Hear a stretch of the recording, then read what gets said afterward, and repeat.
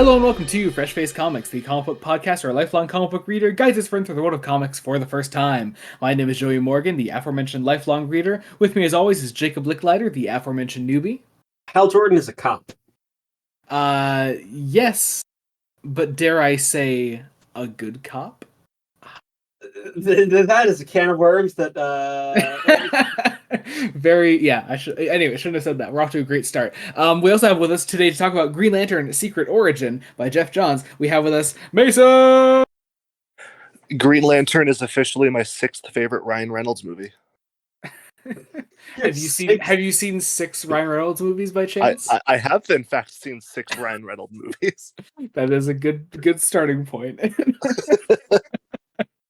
So Mason, I'm so happy to have you back. You last joined us for All-Star Superman, and I had to have you back immediately because you're just a great guest, and I love you, man. Thank you so much. That's very kind of you. Yeah, so we're talking about Green Lantern Secret Origin. We're continuing the Geoff Johns run by going back to the pre-Geoff Johns run. But I've also learned in recent years, widely regarded as like the starting point of the Geoff Johns run for a lot of people. Because, I mean, actually, Jacob, you can attest to this. Rebirth probably isn't the best start for somebody that doesn't know Green Lantern comics. Like, if we threw Rebirth at Mason, he wouldn't know what the fuck is going on. I mean, throwing Rebirth at me was a bit. I mean, well, thankfully we had read Return of Superman, so you didn't need as much context. And you had read some Hal Jordan appearances and other things.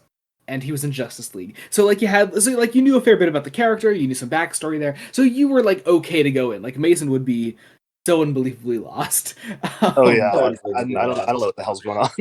Yeah. Here's the thing, Mason. So the Geoff Johns run technically starts in a 6-part story called Rebirth that is after Hal Jordan has died, spent some time as a ghost for a while after his city was destroyed and he was possessed by a thing called Parallax. He was evil. He was evil. And then it's the story of him coming back to life and restarting the Green Lantern Corps. And it's a lot. It's very continuity heavy. It's not easy to get into unless you know a fair bit about DC Comics. But it's purported as like, oh yeah, this is the Green Lantern starting point, and I don't get that. So this is a better starting point. But I started Jacob on Rebirth anyway. Yeah. But also we had the context of what happened in the death of Superman. Yeah, for some reason when Superman died, like other characters' histories were very much affected. Hal Jordan the most of all, for whatever reason. Mm-hmm. It's such a weird decision. Yeah, but it's a thing. But wow, that was a tangent to start the episode on. Let's get into our non-spoiler discussion. Mason, I'm going to turn this to you. What is Green Lantern Secret Origin about? The Green Lantern Secret Origin is about the story of Hal Jordan as he goes through his life. You know, he makes mistakes, he does some stuff that he likes, and then he is faced with a very, very unknown, like a very new thing in his life that he's probably never experienced before, I think. And this changes his entire life. And he finds a ring, he finds a lantern, and throughout the story of this, he goes through his trials and tribulations to become the hero that I assume we know him to be today. There we go. It's solid enough. Very succinct. I do love that it's called Secret Origin though, because it's like, well, it most importantly, it's a retelling of the Hal Jordan origin, and it's like it's called Secret Origin because it's a retelling, but also because mostly because Geoff Johns is using this also as an opportunity to set up certain things for what he's doing in his run at the time. So a character like Atrocitus wasn't there when Hal Jordan was first created, nor was William Hand, and they're like two of our antagonists for the book here. Well, also what I find especially interesting is that this is smack dab in the middle of the run. Like Mason, how does it feel reading a comic starting at issue 29? You told me about this whenever I was reading, and I was like, so they just decided to do the beginning in the middle? Like, what's the point of this? The thing is that the Geoff Johns run was getting pretty big at the time. They had just done Sinestro Corps War. They were coming off a pretty big event. So coming off of that, and because the run was getting so massive, they decided to do the origin again. First off, like I said, Geoff Johns was setting up some things for later on in his run. and also because you were getting a lot of new Green Lantern readers on at the time, and to say, hey, if you start at the start of the Jeff Johns run, you're gonna get faced with all these shitty continuity questions. Instead, they're like, let's retell the origin, and it's an easy way to get new readers on. It's something that's done a lot in comics that like you find. It's not always a complete origin retelling, but like there are ways to like say like, hey, new readers should start here, and this was definitely that. Especially considering the arc that the run went into right after Secret Origin is directly following up on the Atrocitus arc, Atrocitus stuff here, just in the present day rather than in a retelling. So yeah, so that's the reason that it's right in the middle there. I also find it fascinating, right? That like this wasn't prompted by like a DC crisis. This wasn't like a year one Man of Steel type thing or Justice League Origin where we've rebooted the universe. No, this is just we're just gonna take some time and we're gonna retell the origin. And we're gonna take 7 issues to do it. Yeah. Which is a lot of time. Completely taking away from a main title for over half a year. Is a pretty bold move, but honestly, I mean, it's Secret Origin is probably one of the most popular stories from this run. This right alongside like Blackest Night and all that. It's a very good story. Yeah. Does its job perfectly, I think, in retelling the origin and getting new readers on board, and also just being a really great story in and of itself. I think, if a little open ended, I think. Yeah. I think it kind of. In a couple of ways, fumbles the climax just a little bit. Well, mostly because they have the climax like an entire issue before the story is over. Yeah, and it's like, oh, we're doing one more. Yeah.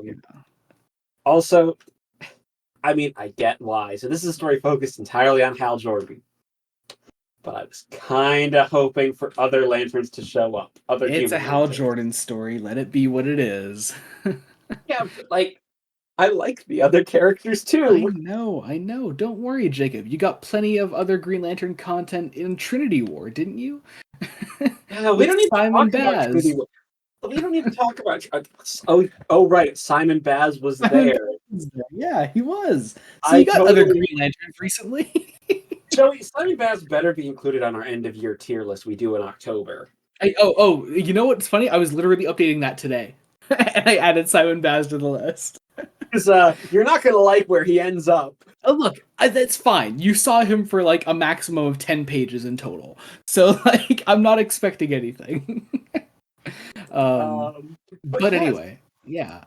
Should we get into some Twitter questions? We shall. Yeah, let's do it. Our first one today comes from Jamie at Jamie_season7 says, how much do you love the film?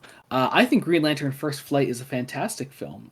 Does a great job of it's a certainly fine film. You know, kind of wish it was a little better. Maybe that it wasn't just such a standalone because, there's no real sequels because you can do a lot of Green Lantern. But, it's nice that Hal Jordan only ever got that one animated film ever. If only First Flight had come out in like the era of like Son of Batman and Flashpoint Paradox when they were really wanting to do those like bigger animated universes. Because like I could see a lot of films coming off of First Flight. I think I could see it out. I could see like an entire television series coming off of First Flight. Oh, totally. I'm told Green Lantern the animated series is actually very good. But I personally can't get past the animation. But I would watch a Green Lantern CG style. Yeah, it looks like. Did you ever see that any stills from that show Beware the Batman? I'm told that's all. I'm told that's also pretty good, but it's in like that same animation style, and I really can't get into it. But of course, the film that Jamie is actually talking about is Green Lantern 2011, which we all did watch in preparation for this episode. And indeed, it's certainly a thing. I'm gonna get my plug out now. If you go to my Twitter, I actually live tweeted my experience watching the movie. It's true. And I think there's some great tweets that I made here. Yeah. But it ends with sorry, go ahead. I was just gonna say that my favorite tweet from it was just the one that says "Final Battle." Period. Yeah, that's it. I loved that. I was just trying to think of something else to say. I was like, nah, that's it. I can't. That's the best thing about that thread is that you totally just run out of steam at the end, and it makes the tweets funnier. Yeah, like I literally say halfway through, like I don't know what else to say anymore. Yeah. I love it. But sorry, what were you gonna say before that? I was just gonna say, like, yeah, there's just. Well, here I won't spoil my like specific thoughts because I'll probably talk about some of my tweets in the podcast. But like, it just ends with 10 out of 10. Can't wait for the sequel, which I can. Yeah. I Yeah, hope they make it exactly. Yeah. soon. It's coming someday. It's coming I someday. mean, yeah, I would unironically watch a Green Lantern film with Mark Strong as the villain. As Sinestro. I mean, like, yeah, because that'd be great. Because one of the biggest sins of that movie is that Mark Strong is a perfect Sinestro, and they just don't fucking use him. Yeah, he was Like, really good. I liked him. He's so good. He's the best thing about that movie. But more on that later. We'll talk about Green Lantern 2011 at the end of the episode. Anyway, our next couple questions come from Kian at Kian the Quark. Says, did you know in German the Green Lantern is called Die Lantern Verte? I don't know if that's true. Here's the thing. I'm gonna fucking kill him. Oh my god. What's he gonna do for Wonder Woman? I don't know. Do, like, I hope Swedish? I hope it's like Korean or something. Here's the thing. I don't think any of us should attempt to read Korean. I think he would do it anyway, just to try to make us read Korean. Anyway, his next question says, do you agree that if DC wanted to make $1 billion from The Flash, they should have brought back Tamura Morrison as Avin Sur? Yes, that is how you make a more $1 billion. That is $1 billion idea. Yeah, absolutely. You know what? I'm so glad that we aren't going to do a bonus episode on The Flash because... I mean, we can still if you want.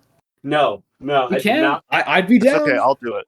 No, it's okay. I'll do it with you, Joey. Hell yeah! Yeah. Well, we're gonna get everyone except Jacob on that episode. Everyone except Jacob. Yeah. We'll get we'll get the 6 people who have guested over the years of this podcast, and just everyone. That would include my brother. It's more than exactly. It's been a lot of people actually. I think 1, 2, 3. It's gotta be like 8 or 9, something like that. Not 10 yet. I don't know. 5, Maybe. 6. This is not the time to be having this discussion. 7. It's 7. No. We need to take the time now. We're going to count them all individually. All right. I just counted them. It's 7. Jacob said it's 7. So okay, fine. All right. No, it's 8. Conclusion. It's 8. It's 8. Ooh, who did you count? I forgot Rachel. Ah, you bitch. How dare you? Wow, evil. All right, so then our last question comes from actually Discord. Our friend Andrew, who was just on, not last episode before. He's been on 2 of our Teen Titans episodes, so go check those out if you haven't already, because they're fantastic. I always love having Andrew on. Andrew says, after reading several stories by Jeff Johns, are there any cliches or tropes he uses that you've picked up on? And Jacob, don't just say big blockbuster, man. Well, you know what? This might be a reflection of specifically the last 2 Jeff Johns stories that we've read. Stuffing a lot of interesting ideas right at the very end of stories that could very probably be their own stories.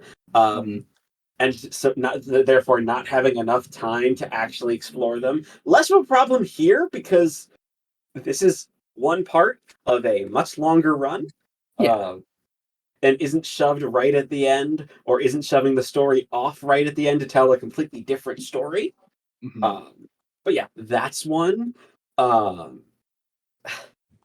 There's not a Johns thing, but it seems whenever Ivan Reis collaborates with Johns, there's something about the art that shifts slightly. Almost to be slightly more angular and more dynamic. Okay. Specifically with Ivan Reis. I mean, that's not a complaint, though, I imagine. Because no, that's just a thing I have noticed. You know what, actually? I think looking at this first 2-page spread here with the little Hal, it looks just like I'm thinking of the big panel from the first Aquaman issue, when he lifts up the truck. Yeah. Yeah, it looks just like that. It's like same angle and everything. Huh. I'm going to look out for that now when I read Ivan Reis books. Thank you, Jacob. Also, I guess, I mean, this isn't a thing exclusive to Johns, but it's like, he clearly has his favorites and elevates his favorites, which, I mean, you're a writer, you're going to do that. Yeah. Yeah. I mean, I think every comic writer does that. It's, yeah. For better and for worse. Yeah. Yeah. Mason, what's your favorite Jeff Johns agree. trope? I know so much about Jeff Johns tropes, and you took the words right out of my mouth. Mason, can we get you to read more Jeff Johns Green Lantern is the question. Ooh. that is the If question. you have me on, sure, I'll do I, it. w- I wonder if. I mean, I Maybe. feel like we could find a way to get Mason to catch up on the rest of the run. Maybe. It's Maybe. Could we throw How him right into expensive is Blackest that? Night? I don't know. I haven't read Blackest Night. I'm just wondering if we could. Maybe. Maybe. I don't know. Well, that actually reminds Anyway. me. So, I guess small spoiler for later, but there's actually one part of this comic that I think I know what it's leading to. And it's because I Okay. watched the YouTube video like 7 years ago and I just remember the specific panel. And I think Huh. I know where it's going. And You'll have to call I'll it tell out you what it later is, when we Joey, get. whenever we get there. Yeah. Huh. All right then. I guess we'll cover that later. All right. Anything else to cover in non-spoilers before we get into our spoiler section? I would like to reiterate for those of you who own the omnibus, which is a great omni to own. You can tell which bit of the second Jeff Johns by Green Lantern by Jeff Johns omnibus is Secret Origin. It's all just this big block of white pages in the middle. It's really funny, yeah. I love that. It's just right at the start. There's just a giant block of white pages, and then the rest is all dark and early 2000s. But it is on purpose, I imagine, because it's meant to I imagine look more like an older comic. Like, this is from the so it's all white 1960s. borders, just cool. So that said, the story isn't meant to take place in the 60s, obviously. It just takes place in the past. The past. You gotta be vague with those things, though, because Hal Jordan's been a character for fucking over 50 years now. So It's also very clever with the way the vagueness is. Mhm. Like there's technology. The technology is almost like of different eras in places. Yeah, it's like purposely like anachronistic. Yeah, it's fun. Yeah. All right, let's get into this. This is our spoiler section for Green Lantern's Secret Origin, all 7 issues. Be sure to check this out. I'll leave links down in the description below to Amazon listings. I'll leave both the individual volume and the second Jeff Johns Green Lantern omnibus that the story is featured in. Also, if you want to, you should go check out the edition of Secret Origin with Ryan Reynolds on the cover. Don't buy it, but just check it out. Just But he wrote an introduction, you guys. Just look at it. I need you to see it. I need people to believe me that version exists. Wait, hang on. I'm curious, Mason, because you bought this just digitally as a volume, right? Like, yeah, he got the one with the #1 cover on.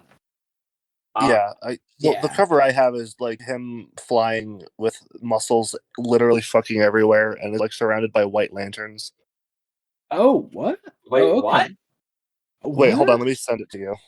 Wow. Hang okay. on. I don't know This what is when you're we find talking out about. that I read a completely different comic. I certainly hope not. That would be so fucking funny. I would love that. Well, this one has an introduction by Ryan Reynolds. Oh, okay. What would we do though? Like if Mason read something completely different? Well, no, no, Jacob, because I narrated to you what was happening, and you were like, "Yeah, no, yeah, like that, like you. I think unless there's something that's happened in. Oh, it's that. Okay, I see what you mean. All right, yeah, that's the version that I have in my Comixology. Okay, yep, that makes sense. Okay. Okay, so it's not a completely different comic. Yeah. Okay. No, you're right. Okay. That would have been really funny. Oh my god, Wait, that's so funny. Mason, I have this. So your edition has an introduction by Ryan Reynolds. It does. Did you read the introduction by Ryan Reynolds? I did, yes, and it's from before the movie came out. Oh, okay. What does it say? I haven't read it. Do you want me to read it to you? Yeah, actually, yeah, go ahead. All right, so this is introduction by Ryan Reynolds. I was never an expert on Hal Jordan. I'd always known the basic gist of the character. I knew he wore a lot of green, had a ring possessed of infinite power bestowed upon him by a dying alien, and I knew he survived many successors and wildly diverse iterations over an astonishing multi-decade run. If you like sport analogies, he's the New York Yankees. Lately, though, I've gotten to know the guy pretty damn well. Like Hal Jordan, I too was given the gift of a ring. Mine was more symbolic in its power, but no less suspicious. I was asked to put the ring on and bring Hal Jordan to life in a whole new form. Film. Not a job I take lightly. After about a year and a half ago, I first sat down with Martin Campbell, Donald DeLine, I think, and a man whom I consider responsible for the resurgent interest in Green Lantern, Jeff Johns. They were all eager to build a big screen superhero who would both live up to his lengthy legacy, yet simultaneously find a foothold with a whole new audience, young and old alike. Hal Jordan was about to become a living, breathing person, and I was going to be the guy to do it. No pressure. True fans of Hal Jordan knew the caliber of hero we're talking about. From the moment I came aboard, I saw the challenge and opportunity in creating a classic yet modern-day hero who can throw a punch, tell a joke, and kiss the girl. I saw the guy as a cross between Chuck Yeager and Han Solo. The Green Lantern saga is so limitless in its scope, I'm sure it was a relief for the writers to know that it was going to be an origin story of sorts. They need look no further than the starting point. Green Lantern encompasses a seemingly limitless supply of adventure. Fighter jets, space travel, action, aliens, betrayal, humor, tragedy, heroes, villains, and even a rather complicated little love story.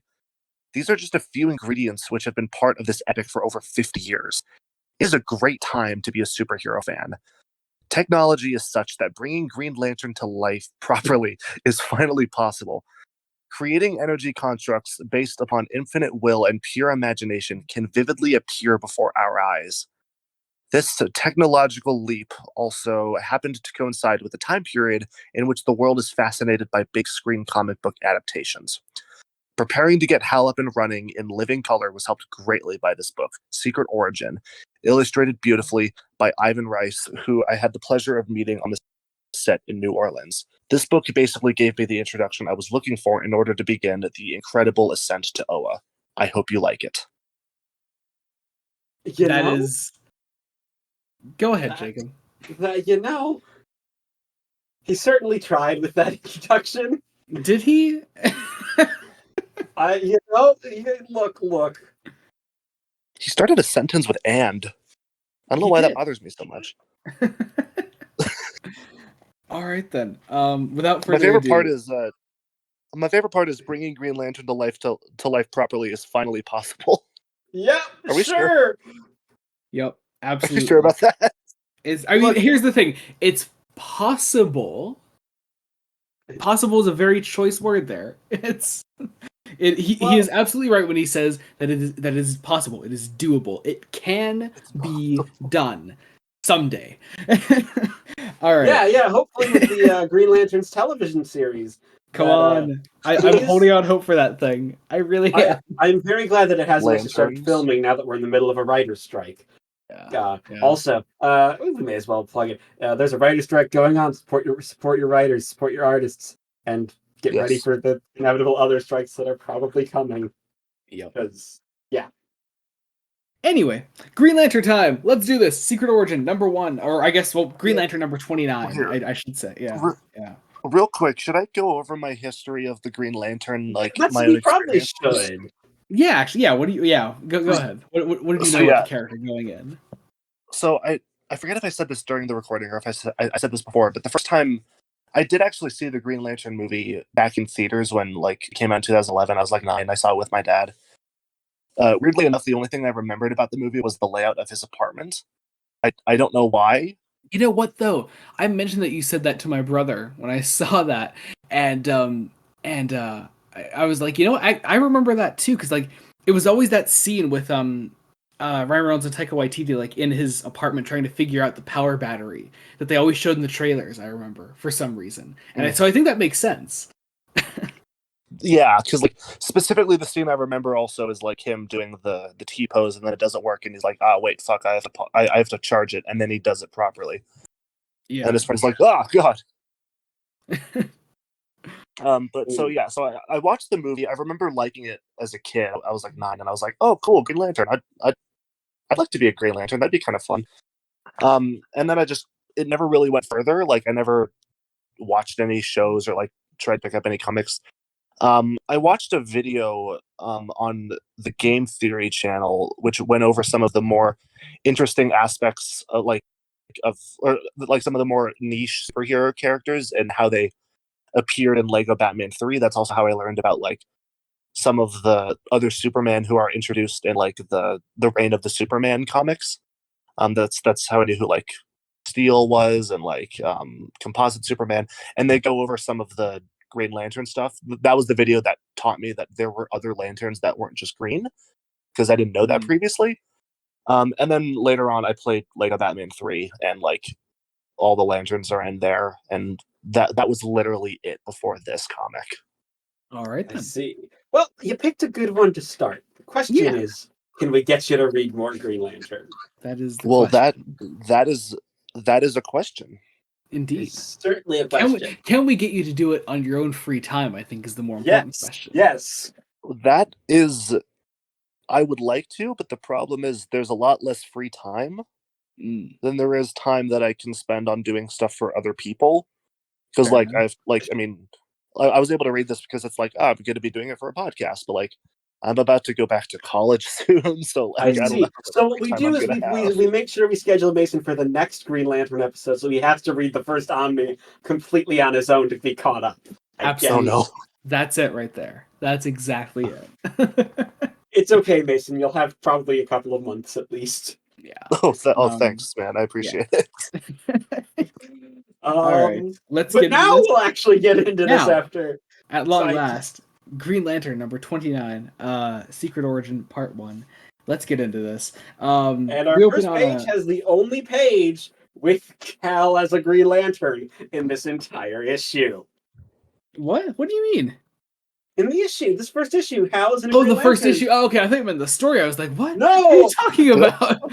Is No, there a I later said the- that I didn't know? Did I not say issue? I could have sworn I said issue. You probably did, and I don't know. I thought you were saying story, and I don't know. Anyway, but yeah, we get a nice little opening narration. It's played like a journal entry almost, and we find out what that's about later. But we go into our first flashback here, or I guess it's not really a flashback as much as it is just the present day. With we go back baby to Hal see Jordan. baby Hal Jordan. Well, not baby. He's a kid. He's a little kid Jordan. He's 8-year-old little shit Hal Jordan. Yeah, he's watching his dad fly in the air, and he's standing next to a little Carol Ferris. Mason, did you know? I mean, other than the movie, I guess. I'm not even sure if you remember the character. Did you know Carol Ferris at all? No, not at all. Okay. I didn't remember her from the movie. I didn't know that she existed. Actually, I don't know if you guys knew, but that movie is actually how Ryan Reynolds and Blake Lively met. Oh, yes. Yeah. I was aware of that. Are they together? Yeah, Yes. they're married. Yeah, Oh, cool, nice. Good for yeah, them. yeah. As Ryan Reynolds puts it, it's the only good thing to ever come out of that movie. Aw, that's nice at So, least. yeah. Yeah, so yeah, we see them meeting as kids here on the day that Hal's dad dies. And we have seen this scene in the run at least twice before. Yeah, Um, but I think it's very important to put those sort of things in context here. This and the scene with Sinestro later when he crashes the plane, I think are very important to see in context. Yeah. Told here. So Yeah. Also, not to keep bringing up the movie, but I can't help but laugh now that the visual live action. the live action death of Hal Jordan's dad is so fucking funny. It is explosions.png. The explosion just happens. Like the plane is just there. There's nothing leaking. It just spawns. Yep, and then he survives, and then he gets out of the plane, and then he fucking gets consumed by flames. By another explosion. It's so fucking funny. I love it.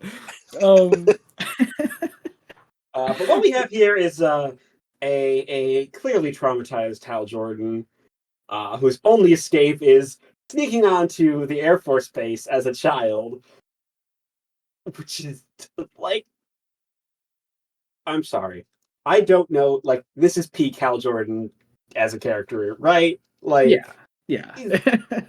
He's that 1950s rebel who's going to Yeah. steal planes. Yeah. And this is like one of the first instances of something I really like in the story is that this entire set of issues seems like to be based around the consequences of what Hal does.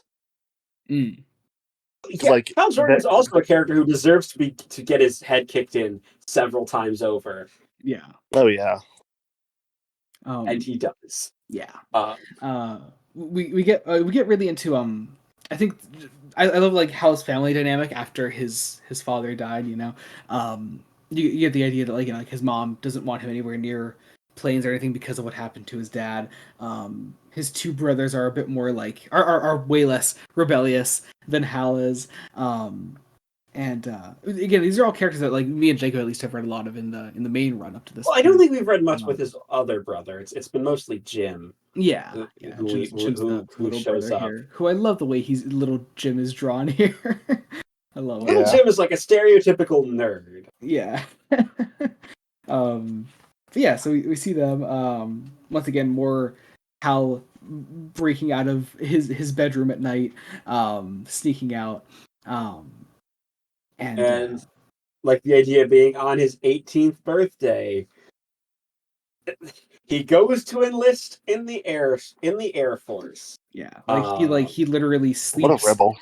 He sleeps outside, right outside of the enlistment place, and as he turns 18 that day, like he wakes up outside of there, and he enlists. He gets into the Air Force.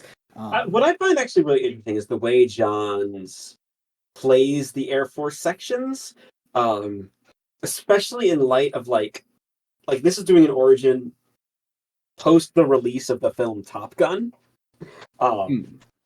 because like Top Gun is a very, very sort of pro-military film, and Johns could go really patriotic with it, but he doesn't. Like, he doesn't portray Hal Jordan as like some red-blooded American, which is fairly interesting. He's joining the Air Force so he can fly. He's a thrill seeker. He's a wreck. He's kind of a dumbass. After we don't see any of his basic training, we then immediately see him flying and crashing a plane, which is totally wrecked. Because he's a test pilot. We get a scene in a bar afterwards. He's hanging out with some of his friends. There's this little moment where there's this guy like being creepy to one of the girls in there, and Hal gets into a fight with him, and he gets kicked out. He sees his brother Jim outside then, who tells Hal that his mom is dying, and that she doesn't want to see Hal. As long that she said that as long as he was flying, as long as he was doing all the things that his dad did, that she didn't want to see him. And I like that. Importantly, that Jim is the one to deliver this message, and nobody else in his family. I'm blanking on the name of his older brother at the moment. Jack. That's it. Jack doesn't deliver this message because we see more of their relationship later on. Presumably the next day, I'm guessing, Hal immediately takes this out on one of his superiors. Another scene that we've actually seen before in the main run, Jacob. Oh, yes. Just a great moment, though. Once again, Hal being rebellious, not teenager, but teenager, adult acting as a teenager. Because Hal has never really truly grown up in that way. At least not up to this point. But Hal goes to the hospital anyway.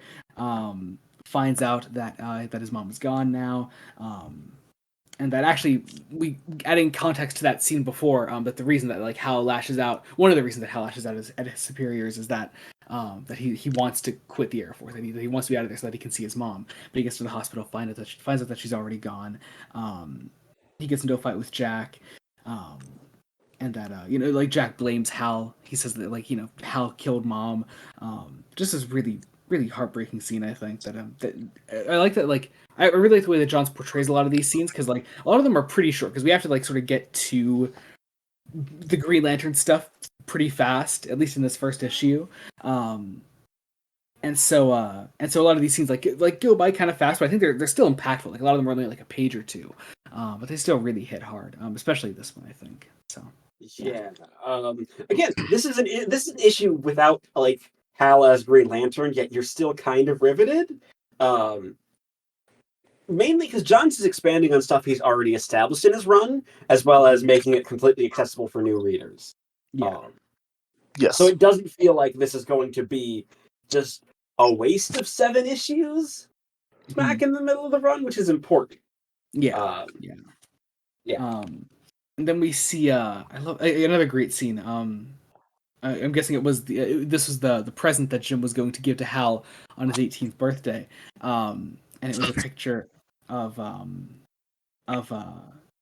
Hal and his dad together when he was a kid, and Jim gives that to him now, and it's just what's up? I think Mason just sneezed. You good, Mason? No, I've been silent. Oh, okay. There was a noise that came out from you. I don't know what it was. Really? Oh, that's weird. Yeah. I'm sorry. Yeah, I don't know. I didn't mean to interrupt anything. No, you're good. No worries. But then we get our first second, I guess, technically, Green Lantern content in this first issue. We catch up with one Abin Sur. And he's trying to he's interrogating these aliens, specifically one named Atrocitus here on Yzmalt. Now, Jacob, you don't know Atrocitus at all, right? No. Well, I'm guessing didn't. obviously. Well, Mason might have, I guess. Did you know Atrocitus at all, Mason?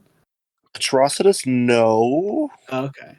I only mentioned that because you mentioned that you I guess like saw those videos of like other like lanterns and things like that. I mean, I've seen the video I watched was very basic. Like it was just like, this is what this emotion is. This is what that emotion is. Oh, okay, gotcha. What's up, Jacob? Well, here's the thing. After reading this, I think I know what Lantern Corps Atrocitus belongs to. Well, yeah, especially because in the Omni you see that cover right after you're done with Secret Origins. Yeah, so. And there's no way to hide it. You can't avoid that. No. It's like, well, may I ask this story? Red. He's gonna be a red. Yeah, Lantern. Red Lantern. Okay, yeah, that makes sense. I mean, his text is bolded in red, so that makes sense. Yeah, except of course the Red Lanterns don't exist yet. Yeah. Yep. So actually, I guess Mason wouldn't know that. Yeah. So up to this point in the run, know that. Cool. Other cores of Green Lanterns have only just started being introduced. So Mason, if you want to see how the other lanterns appear after this, you should read more of this run.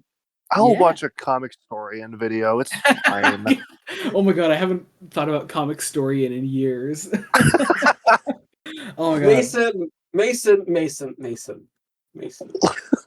What? What do you want? You should read more of this run. All right. Anyways, good for you. You know what, Jacob? I will either read more of this run or I will read more Wheel of Time. What do you pick? Jacob, make the right choice. Well, because you have until at the very earliest 2024 when the next Wheel of Time book that you need to read is going to be adapted. More of this run, obviously.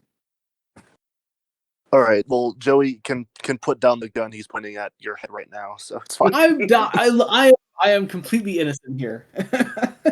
Sure. But importantly, where this issue ends is Abin Sur captures Atrocitus and says that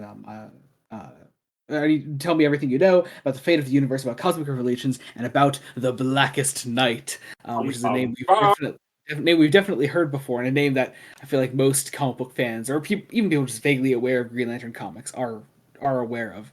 I know Blackest Night is an event. It involves zombies, and it is part of this run. I know it is included in this second omnibus. Yes. Mason, did you ever hear of the Blackest Night? I have, yes. I don't know much about the details, but I knew the title and I knew like the zombie stuff. Gotcha. Also, I wanted to mention here because we're going into issue 2 now. I love Ivan Reis's covers for this story. They're very different from his typical art, and I just really like them. They're very. I don't want to say like 1950s pinup, but like I mean, sort almost 1950s pinup. I mean, especially look at this second one here with him and Carol. So makes sense. Anyway, going into the second issue here, though, Abin Sur is transporting Atrocitus. He contacts, or he is contacted by Sinestro. Actually, Mason, what did you know about Sinestro before you read this? So I knew that Sinestro was a Yellow Lantern. In fact, before I didn't know he was anything other than a Yellow Lantern. Okay. I know that he's I forget if he's like a minor villain or just a minor character in the Lego Batman 3 game. I think he is. But like, yeah, probably. But yeah, like I've seen him in that. He was cool in that, and I vaguely remembered him from the movie, but I completely forgot that he was a Green Lantern in the movie. So that was basically it. Okay, I was just curious. Cool, but yeah, transporting Atrocitus. Meanwhile, back on Earth, Jeff Johns tackles racism. And does it not great. I mean, You didn't have to acknowledge the slur, okay? It's how Hal Jordan would tackle it, I feel. It might be because we're coming right off of Death of the King, which The fact that Johns directly goes at this like in this way, like, is that what's throwing you off, or? I don't think we need to acknowledge the slur. We can just make the slur as a nickname be a thing of the past that doesn't get acknowledged. Yeah, but also you're retelling Hal Jordan's origin. It's not like, I feel like when people see this character and they look into the character's past, who don't know the character, they're going to be hit with that. And I feel like if nothing else, Johns is trying to say, hey, we're better than that now, at least, and also portraying it as more like there's another guy on the airbase being a dick to this character. Yeah, the character's Tom, who has been kind of minor, honestly, in the run so far. Like, yeah, but he's been fun. But he was known throughout history, Mason, by a name that's a slur. Yeah. Oh, lovely. Okay. Well, yeah, they write it out directly here. Yes. The guy's calling him Tom that name, and Hal's like, "Hey," he's like, "Oh, I get it," as in like this. And Hal's like, Hal really tells this guy off, and it's nice. It's a good moment for Hal as a character, I think. Yeah, it's a good moment for Hal. Yeah, yeah, definitely. Yeah, it didn't need to happen, but I'm glad it's handled the way it is. Yeah. So, it could have been worse. Yeah, absolutely. Yeah. So. Yeah, it could have been. It could have been like Geoff Johns accidentally advocating for eugenics in Death of the King. Yeah, that happened. That happened. Look, I got to catch up on the podcast. You really do, Mason. Sorry. To be fair, Johns also portrays. You know what? No, nobody's a good person in Death of a King. Nobody's a good person. Say, are you going to defend that, Joey? I'm not defending anything, Jacob. I'm the one that brought up that logical fallacy that Johns wrote himself into.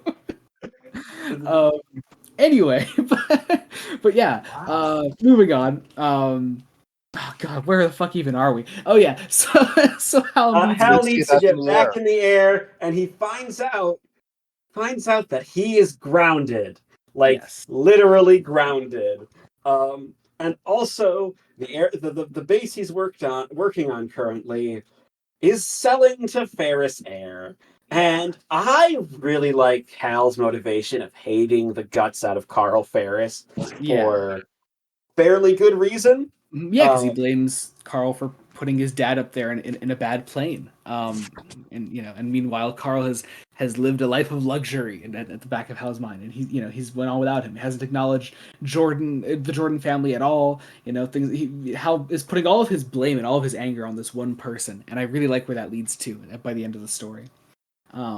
Here representing Ferris Air is Carl's daughter, Carol.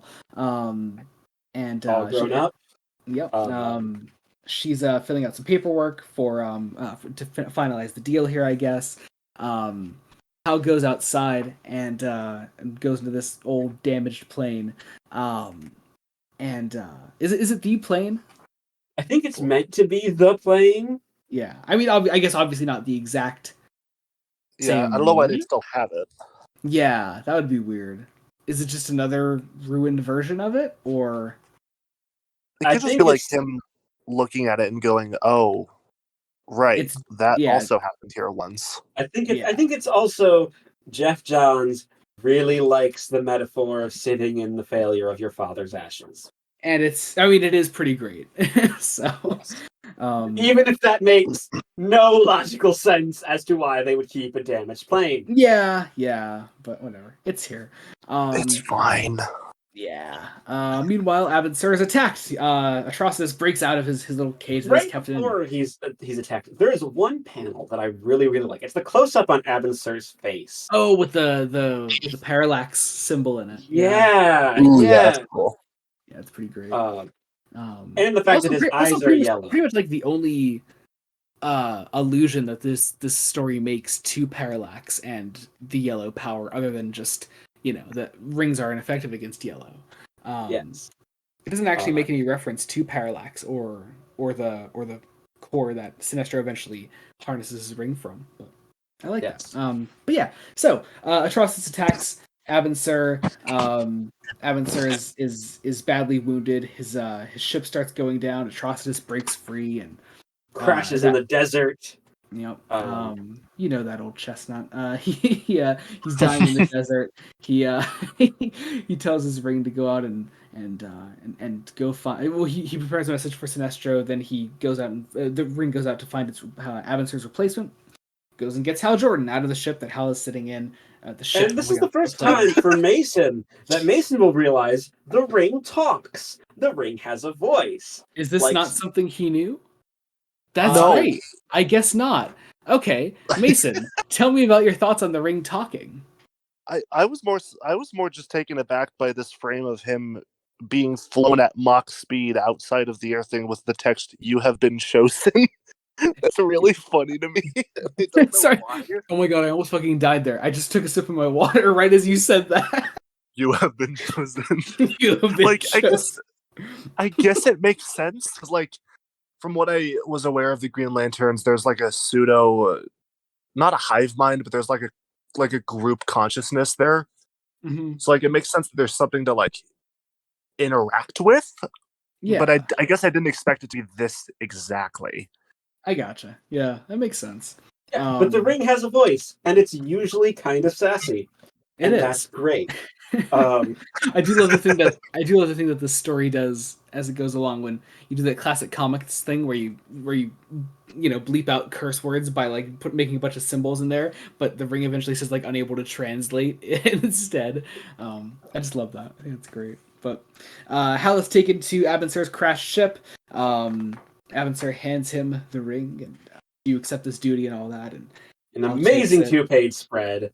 It's fucking gorgeous. Yeah, So much that's great cool. Ivan Reesart here. He's awesome. Yeah, he gets the ring. It puts the costume on. He begins to fly through the air, and it's just I don't know. I love the way this moment is portrayed because it's both like it's this wondrous destiny laced moment, and but at the same time it's like Hal's scared. Like he doesn't know what the fuck's going on. Yeah, I love the 'Cause way all of Reese this like happens, draws his what? expressions here. Sorry, go ahead. no, just like because what all of this happens in what like the span of 3 minutes. Yeah. Oh pretty yeah, much. it's 3 minutes, and he gets the costume immediately, and it doesn't take, I don't know, say 20 minutes of runtime between getting the ring and getting the costume. Don't know what that could be referring to. You seem upset Um, about something. Yeah. Yeah. So you want to talk about Jacob? Oh, we'll wait till the end. No, hey! This is a safe space. We can air our grievance. It's if there's something bothering you, we want you to feel safe to talk about it. I will feel safe to talk about it at the end in the proper place. Totally unrelated, fine, Jacob. fine. Totally unrelated, Jacob. You should watch Green Lantern Emerald Knights. I mean, I probably should eventually, but It's a great little anthology movie, and it's got Nathan Fillion as Green Lantern.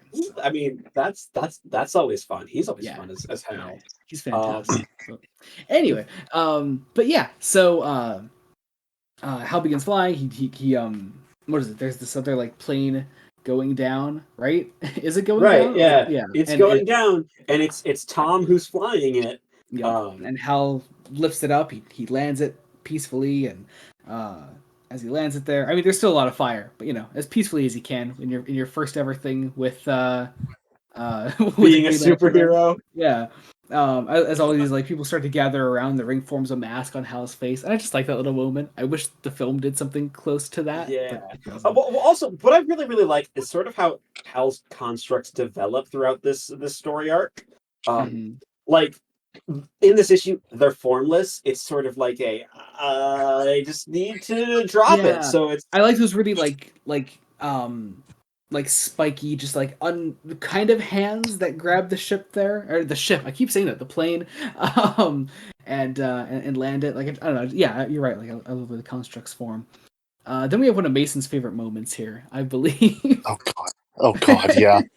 Tell us what So, happens. yeah, so there. so the plane leaves. Everyone's like, "Oh crap! What the hell's that?" And then the lantern suit is like, "Oh wait, shit. We want you to conceal your identity, so we're going to spawn a mask for you." Which that like, I mean, hey, I will also save most of my thoughts for the of the movie later. But it's kind of cool that the secret identity is like a secret identity in this comic. yeah. but shit, what's her name? Carol? I'm sorry. Carol, It- yeah. It's Yeah, Carol, yeah, right? So like Yeah, it's Carol is walking over and then she trips on a leaf. a leaf? Or Paper? you know what? It might be. No, Something- it's probably like metal or debris from the plane or something. It's debris from the plane, but it looks like a leaf. It does look like a leaf. And she just falls into his arms. It's funny, yeah. Leading It's into real the funny. leading to the issue And 2 immediately they're just cliffhanger. like, oh well, sexual tension now. And it's like this guy just came out of nowhere. He's in a bright neon suit. Why is this sex appeal? I mean, I don't understand. I don't know. Leading to our issue 2 Because, cliffhanger, which is just a guy in a suit showing up and saying, "Don't steal my girl," and that's the end.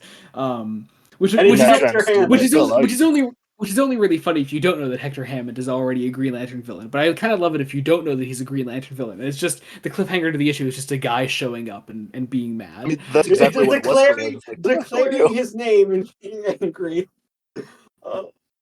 Jeff Johns. We love him. But yeah, so we go into issue 3 then. Great cover once again. We go into issue 3. I love that also the cliffhanger of the last issue is completely nullified by the fact that Hector and Carol aren't actually dating.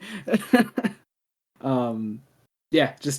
means nothing because they went on like one date, or it's not even a date. They went out to dinner once. Yeah. Yeah, it's great.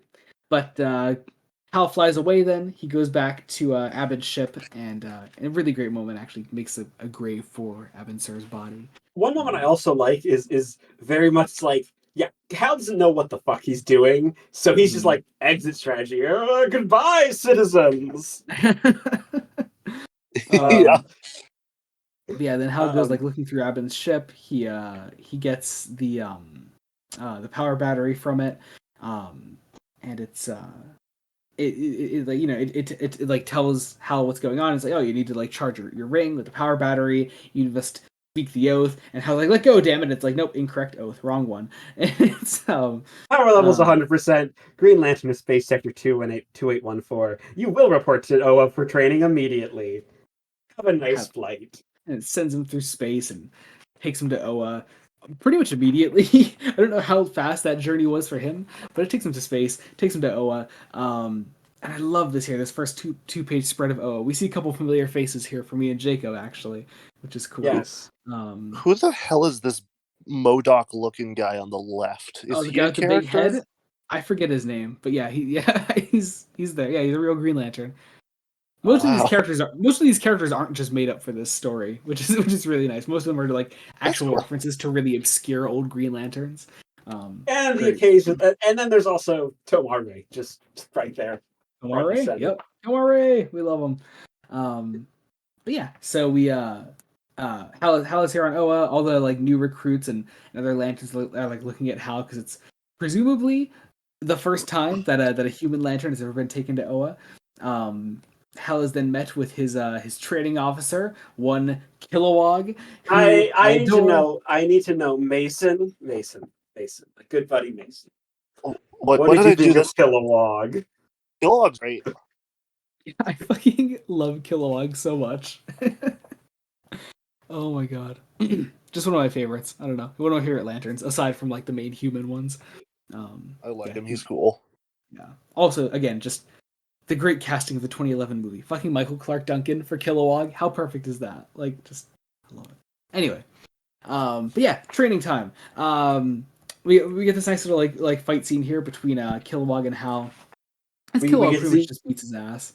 Yeah, we do get to have Hal make one solid construct that's a boxing glove. Yep. Classic boxing glove arrow. And then we see the United States government finding the crashed ship of Abin Sur. Indeed. These guys go to investigate the area. A couple of them are killed by Atrocitus, who's just hiding in the water. Meanwhile, back on Oa, Kilowog is still kicking Hal's ass. He has Hal in an energy construct bubble. Then Then he decides to really test Hal by throwing these yellow discs at him, and Hal sees that the ring is ineffective against yellow, and it flies right through his hand construct. And Hal's like immediately taken aback by this. I like that what Johns does with his origin in this case is that he sort of plants the seeds for things that have already happened in the run through like Sinestro Corps War. He plants those seeds like early on in Hal's days as a Green Lantern, which I really like. I mean, especially, but one thing I do like, right, that Johns does here is, and it's something that he did in Rebirth as well. He doesn't take the yellow weakness and play it for laughs. Like no. Instead, he plays it more like a conspiracy story. You know, he's like the Guardians put this weakness here to make sure that we didn't get too strong, like to make sure that we couldn't turn against them in case they did something wrong.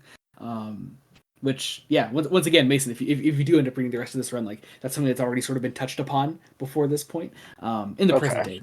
So yeah, that is genuinely interesting to me. Like it made me want to learn more of this. See, haha, this is how it happens.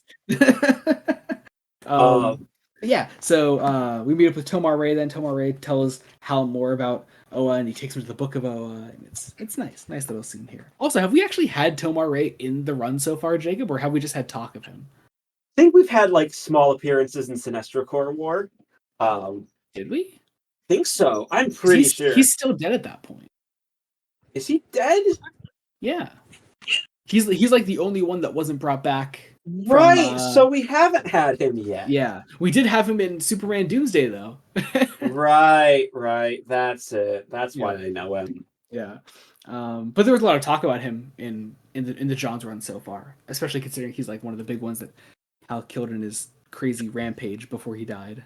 Yes, yeah, in his near decade-long time as a supervillain. Yep. Anyway, but yeah, so we then take Hal through a training montage, which is a nice couple panels here. Two whole pages that eventually, we get the actual oath for the first time. Yeah. Mason, you know the oath, right? I'm assuming. Oh yeah. Yeah. Oh yeah. I've heard it a bunch over the years. I like it. It's cool. Yeah, and what actually was really cool because Johns is the guy that pretty much created all the other Lantern Corps. So when he made all the other Lantern Corps, all of them, or most of them, at least have an equivalent to the Green Lantern Oath, so they all have like their own version, which I think Atrocitus actually says his at one point, the Red Lantern one, at some point in this story. Really? I believe so, but I'm now blanking on where it was. See, I wouldn't know because I don't know any of the other. Well, I mean, I know it's Sinestro Corps Oath because that was, Sinestro Corps War. Yeah. But I don't know any of the others. But yeah, so yeah, it's implied that Hal spends like a week here.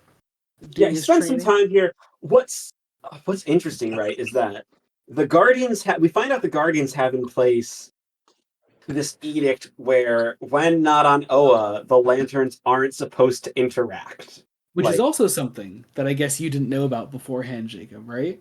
Right. You always known it as 2 lanterns per sector. Yeah.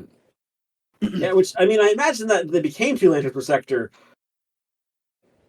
I guess, whenever they established John Stewart pre-crisis, probably? I believe so. I'm not entirely sure though. Actually, I'm not sure exactly when that rule was put into place. Who was the next Lantern to be created after, like, human John?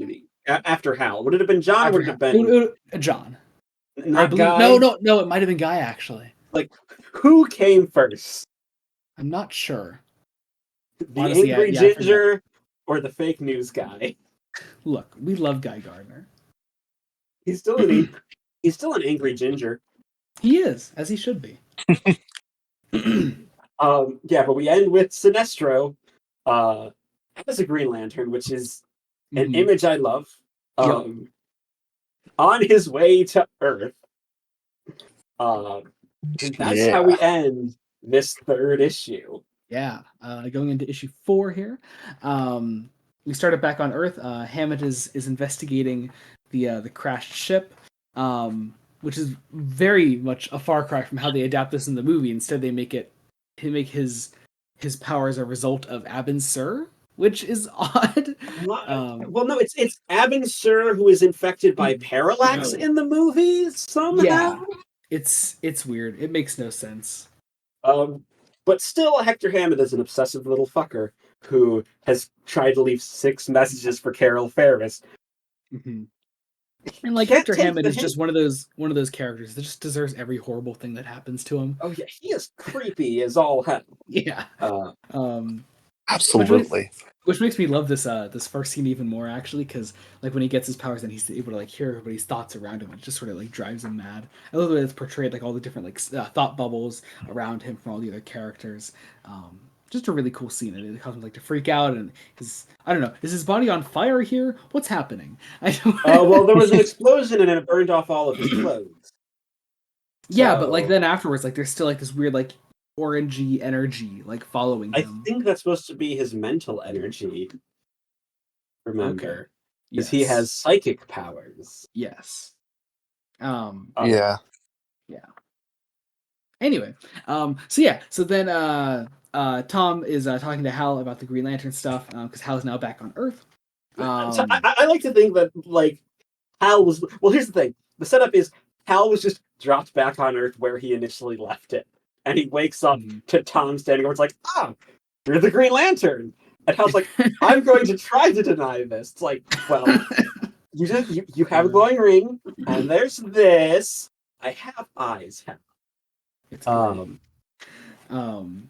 but yeah, we go over to Carol then. And we get our first little hint of like what's going on with her and her father.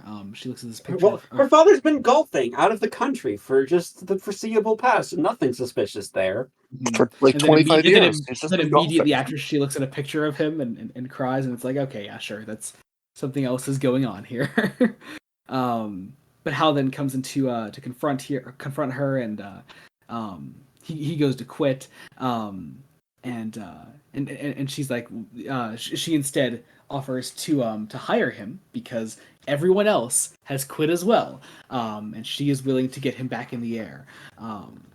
So yeah, I don't know. I like that little moment there, and that also just I don't know. I really love that the way Johns portrays this early relationship, that it's not an immediate like attraction between these two characters.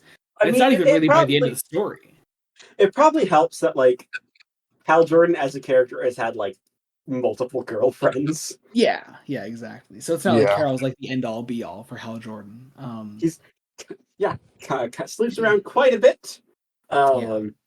And I think here is where we see if I had to guess, was what becomes the Red Lantern Oath, because Atrocitus has killed some people. Yeah, with blood and rage of crimson red, from a corpse so freshly dead, together with our hellish hate, we'll burn you all, that is your fate. Yeah, that's the Red Lantern Oath, sort of. But it looks like he's doing like some evil ritual at this campsite with these dead bodies. Yeah, and he's trying to find out where he needs to go next. He's looking for William Hand, we find out. Which obviously, I'm guessing, Mason, that's not a name you knew at all. No, not at all. I only knew because he shows up in one issue. Like no, 2 issues. In 2 issues, like the last 2 issues of No Fear. Yeah, so. Several books back. In the run. So anyway, Hal's back up in the air now. He takes he's on a test flight. He goes up in the air and is immediately stopped by Sinestro, who flies directly in Hal's path, crashes the plane, and Sinestro is like berating Hal for not having his ring on him while he flies, which is interesting because they didn't really touch on it in this version of the story. But Mason, actually, I'm curious. What do you think? Because there's a reason that Hal doesn't fly with his ring. It's something that's it's like a consistent thing about his character. I was curious what you thought of that, actually. Like how he chooses to fly with the plane, instead of just the ring. Yeah. I mean, like he doesn't want that safety net. There is the idea. Oh, I see. Yeah. Maybe he thinks.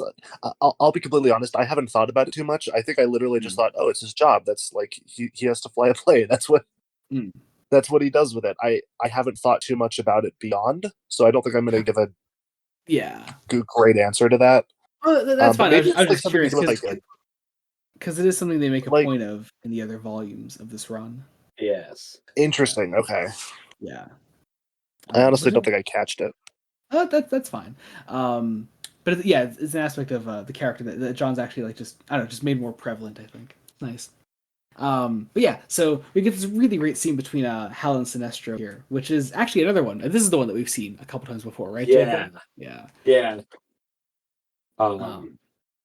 Yeah, This whole idea of Sinestro being completely unimpressed with Hal Jordan, Mhm.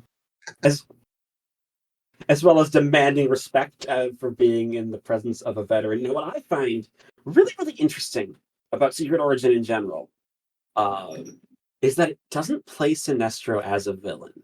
Like, No, at all. because Sinestro always saw himself as better than all the other Lanterns and knew that he was probably the best in the eyes of the Guardians.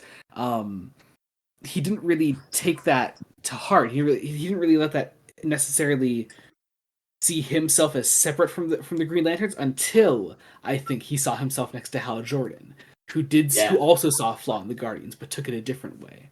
And the xenophobia of a really good a human being a really damn good Green Lantern, the horror. Mm-hmm. And also something that we really see start to build up throughout this story, coming from this scene towards the end of it, is that there we do see this like respect build between the two of them, which is something that's been prevalent in every Sinestro appearance we've read so far in the podcast. I think is that like Sinestro always respects Hal, but Sinestro does see it as a flaw that Hal doesn't see things the same way he does. But also what the story does imply, is that Hal is sort of the reason that Sinestro sort of starts to go down this darker path, because Hal is willing to point out these flaws in That's Guardians. really, and like going into the story again, like I did not know that Sinestro was anything other than a Yellow Lantern. I mean, until someone brought it up earlier, I didn't even know that the other lanterns didn't exist yet. So it was very interesting seeing this character who knowing where he ends up, I can definitely see how he gets there, but it almost feels like, and I mean, obviously it wasn't, because I'm sure he was a villain beforehand, but it's cool to see it set up where, like, if you are a new reader, then that could almost be a twist. Yeah, definitely. And actually something that I guess I find interesting that you're calling them Yellow Lanterns is that like it's not really known as like the Yellow Lantern Corps. It's known as the Sinestro Corps, because Sinestro is the guy that created it. He's the guy that harnessed that. Oh, really? And created the entire Corps. Yeah, and made other rings and sent those out to other people. So, is the Sinestro Corps arc just like about the birth of the Yellow Lanterns then? You're talking about the last arc we covered of Green Lantern, Sinestro Corps War? That one, there are a couple issues beforehand that like sort of tease it, but Sinestro Corps War is where it all happens. Yeah. Got it. Okay. Yeah, that's like Sinestro like amassing his forces and unleashing his full might of his lanterns that he created on the rest of the Green Lanterns. So yeah, it's really cool. Yeah.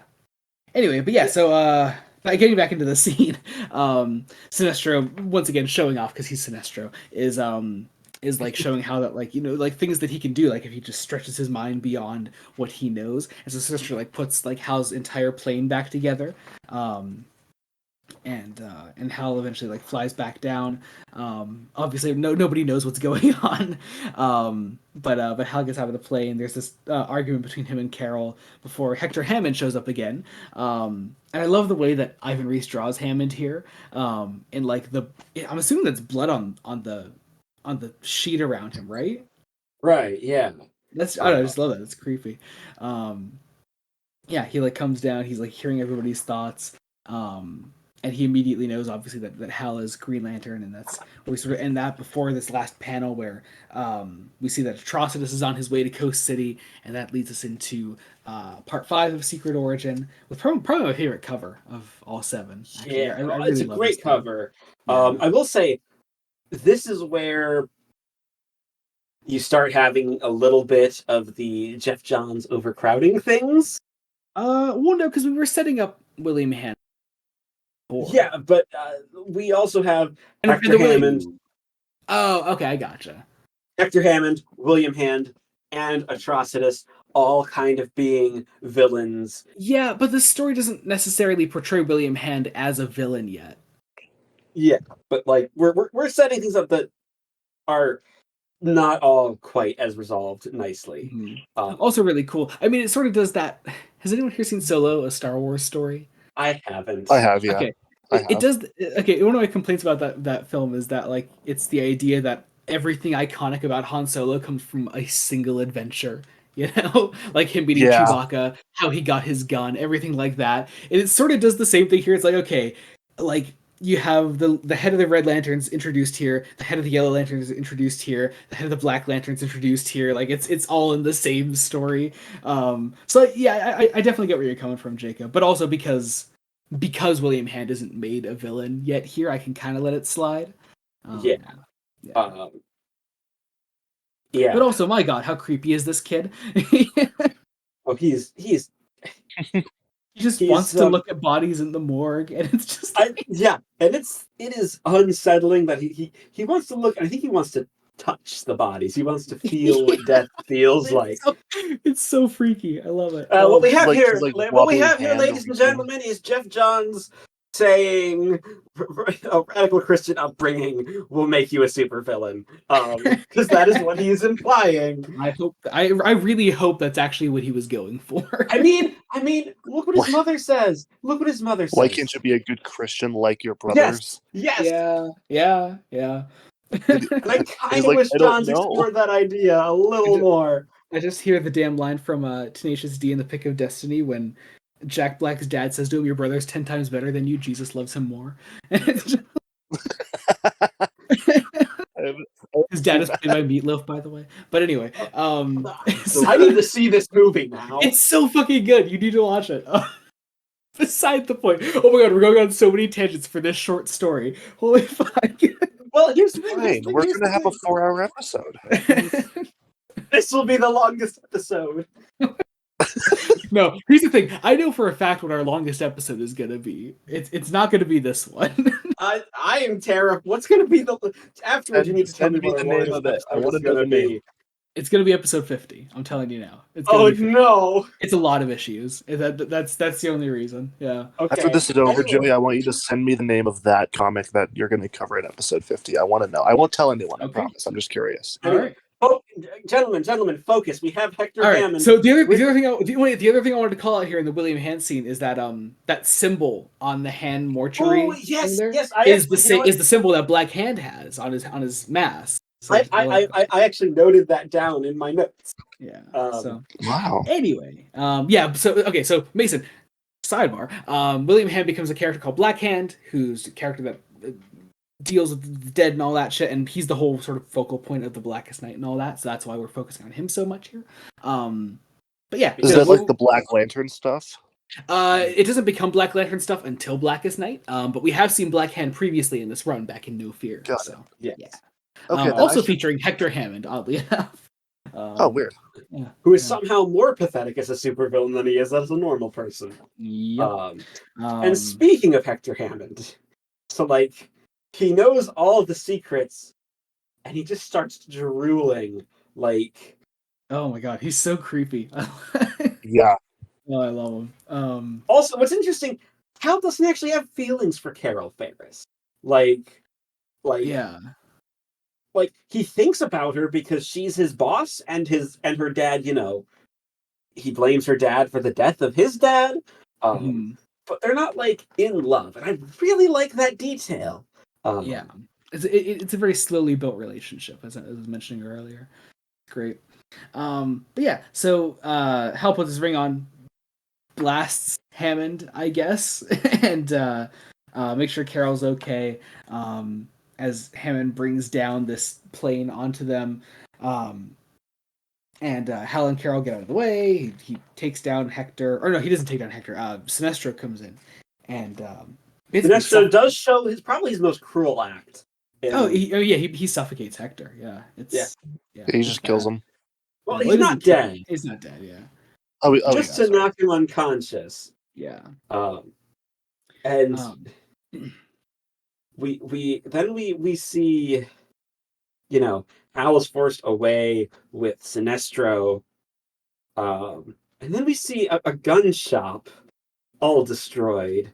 Where I guess Atrocitus is like modding a weapon to Yes. show him where William Hand is. I don't know how that works. His Atrocitus has science magic. Yes. His science is Clark's law states that any significantly advanced science will be indistinguishable from magic. And following Clark's law, Atrocitus has magic. Okay, that makes sense. Thanks, Clark. I appreciate your law. Mason, I am like 90% sure you've read at least something by Arthur C. Clarke. This is why I want Mason on every episode.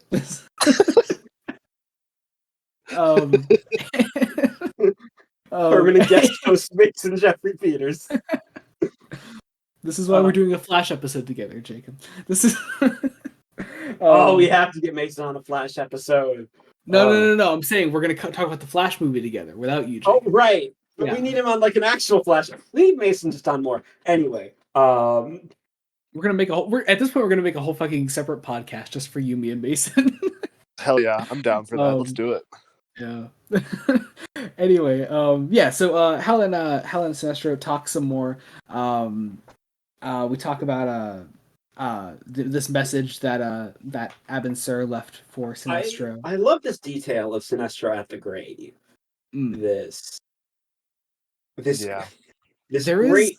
I will say this actually, Jacob, as a little tease for things to come. There's a really interesting, deeper connection to the Sinestro-Abin Sur relationship than you know. Oh. Towards the end of the Johns run. Okay, I was gonna say, will this still be in the Johns run? Yeah, it's still towards the end of the Johns stuff. It's in like the early New 52 stuff. Towards the end of Johns' run, he does something really, really interesting with their dynamic. Interesting. I cannot wait for you to see. So I know we're gonna be doing more of this. Oh, absolutely. This has been the only thing by Geoff Johns we've read that you've consistently enjoyed every episode we've done. It has been consistently great. Yeah, except for one arc. But even then, they had Mystery of the Star Sapphire. So. Yeah, that's why I said arc and not book, because that one arc is shit. Yeah. Oddly enough, focusing around Abin Sur. Yeah, but doing it really poorly. Anyway, so to be fair, Abin Sur's son is the best thing about that arc. So. That's true. Anyway, this message is so okay.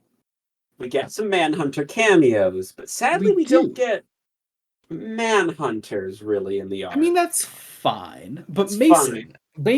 Once again, I know I keep asking you a bunch of questions throughout this, but you didn't. I'm assuming you didn't know the Manhunters at all, right? No, I had no idea. Like, okay, that was a really interesting idea for me. Like, just just like, I mean, what they were like robotic police people, I guess, and they were like the Guardians' first attempt at making. Yeah, they're the Guardians' first attempt at making a police force for the universe. And yeah, so but they proved to be like uncontrollable, and so they created the Green Lanterns. Once again, setting those seeds in Hal's mind that like, hey, they want to control us, not so much like we are their force, we're their army basically, but there's something that they're not telling us. And I love that. Also, the thing that Johns does great about the Guardians that not a ton of other writers have done before and after him is that the Guardians are just really shitty people. Yeah, because they're cops. Yeah, they're not looking out for anybody. So, yeah, it's bad. Anyway, but yeah, so we finish off this message here. Sinestro asks Hal if like there were like another body with Abin Sur when he found the crashed ship, and so Sinestro knows that like Atrocitus survived. And Sinestro's face and reaction to that Atrocitus survived is the first time I think ever we've seen Sinestro fear. Yeah. For a character who in the last 3 Green Lantern episodes that we've done is built up as no fear and using fear against everyone. Ooh. That really helps build up Atrocitus as a threat, especially since like he's a character who, despite having quite a bit of time focused on him in this arc, he doesn't have all that deep a character. At least not yet. I imagine since he's going to be a Red Lantern, he's going to get more focus and more interest there. There's definitely more there. I mean, the next volume that we would be doing on Green Lantern is called Rage of the Red Lanterns. Yes. So yeah, there's something there. Yeah. But meanwhile, William Hand is still being fucking creepy. He goes to this open casket after visiting hours and After a viewing, visitation, yeah. and, So like, and he just, oh my god, this kid, So- this fucking I was kid. gonna say, it's so gross that you can actually see the body like before he goes up to it. Yeah. Like that's, I mean, well, that's I mean, like freaky. it's an open casket viewing, so like it's it makes like it is a real thing. But I mean, yeah, but still, just like being like, yeah, no, this is what he's doing this to. I'm Like- waiting like- for like- death. I'm Oh, waiting yeah, for actually- Death of the Endless to show up and punch him in the face. yeah. Honestly, Yeah. And you know what? She pretty much does. Atrocitus breaks into the building and and he goes after William. He aims his little gun tracker thing at him. I think it's also a laser because his insides. What is this thing? What is this weapon? It's magic. No, but Joey, his insides hold the doorway to absolute darkness. Oh my god, what a beautiful idea. That makes no sense. I am I want that on a 90% sure that's a t-shirt. line from Kingdom Hearts. But yeah, so then Hal and Sinestro arrive. They try to imprison Atrocitus. Sinestro has however- amazing constructs. Hal is getting better. But we learn that Atrocitus is draining the batteries there. So we get a panel of classic Sinestro costume. Pretty Yeah, crisis. it's nice. I don't know. I never liked the blue and black suit, but it's nice that it's here. I always like the yellow look better. Oh, I think the yellow look has clearly eclipsed it. And okay, Well, the yellow look is literally just the blue look, but yellow and with a symbol. yeah. But here's the thing: Sinestro's always had a yellow ring as a villain. Yeah, Why is his costume blue? Because apparently nobody before Johns was like, hey, what if there are just other lantern cores for different colors? For different colors. It's really one of those just like no-brainer ideas that like, why did it take us this long to come up with this? I like to think like he just brought up this idea, and then everyone else in the room was like, "Fuck, Right? there are other colors. There are other colors. We've just been looking at green the last 30 years. We never thought to look away from that." That's why H.P. Lovecraft wrote The Color Out of Space. He'd just been looking at green for 30 years. Jeff Johns just walks into the office in front of Dan DiDio with a fucking rainbow, like a picture of a rainbow. No, he goes in and he's like, "Guys, I have your next idea," and he just pulls out like the Home Depot color sheets, like the paint like samples. DiDio's like, that's fucking it. Make 50 books, and they did. They did. Oh man, I still have yet to read the actual like solo Sinestro title that came out after Johns was done in the book, and I really need to check that. I'm very curious to see who was writing Green Lantern right before Johns. I don't know actually. Would it have still been Ron Mars? Because I know he's the guy who like created Kyle. Yeah, I'm not sure. But yeah. Also, Anyway. was Dan DiDio in charge of DC at this time? I think he was somewhere in the main offices. So I forget can what he- imagine it's DiDio and Jim Lee, and Jim Yeah. Lee's like, think of that. Oh man, I love it. Anyway, going into the 6th issue of this. Actually, I Which really love is- this cover too. Number 34. 34? 34. 34, that's it. We can count. Alright, so fight continues. Hal and Sinestro are now fully depowered. They don't have their rings on. I have a Or quick they have the rings question. on, but they're not powered. What's up, Mason? Well, I have a question. So, the first panel here is like the guy hiding behind 2 gravestones with names on them. Are those like characters? Like, are those references to something? What Because is Those I are saw Hal's that now. parents. Martin and Jessica Jordan. Yeah, so they're Hal's parents. I'm an idiot. Wow. Yeah. Fucking hell. Yeah. Holy smokes. Sorry, go on. No, you're good, man. You're good. So Trusses has his magic energy sucking space vacuum. What That's is? what Oh it my is. god! What is that It's an thing? energy sucking space vacuum. That's also a tracker. Yeah. That's What? You don't have Built from, like, your a hopper. vacuum cleaner doesn't have a tracker to find the trash? I mean, it certainly doesn't have a tracker to find the gateway to darkness. It's a Roomba. It's a possessed room. It's the satanic Roomba. It's fine. My God. So anyway, so we get ourselves a power battery here, and Hal and Sinestro light up, and Atrocitus is going after William Hand.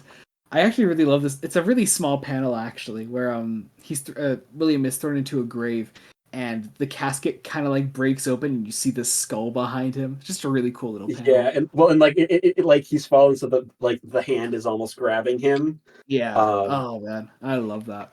Reese does so many great things with the art in this book, and they're also subtle in like quiet moments too. Yeah. But yeah, so Hal and Sinestro, they bust in, they take on Atrocitus once again, and now, okay, what is different now that Atrocitus is not draining their things? Is it just that he doesn't? Because doesn't he still have the little gold rod? No. They pushed the magic space vacuum away. It was kicked away. Oh, okay. Oh yeah, they kick it out of his hand. I see here. Okay, gotcha.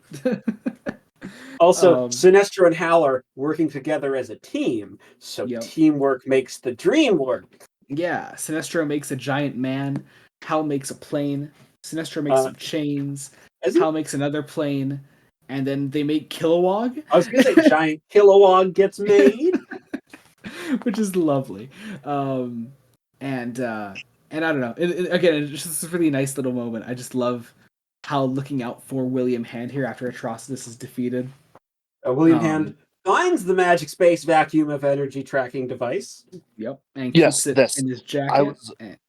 I was gonna say that the frame of him holding that with the hay box was the panel I was talking about earlier. I guess that's kind of neat now because it sounds like, Jacob, you kind of know where this goes because I guess it showed up earlier. But like because of that, I knew that like this is a character that led on to like becoming like a master of death and like eventually like whatever he does in the Blackest Night. I'll be vague because I don't know how much you do know. But they I know where this goes. The Sinestro Corps War heavily hints, and Hand's minor appearance heavily hints that he's a big player when it comes to Blackest Night. Yeah. That's sort of like Johns' entire run is leading up to Blackest Night, and then he does 3 more massive arcs after that.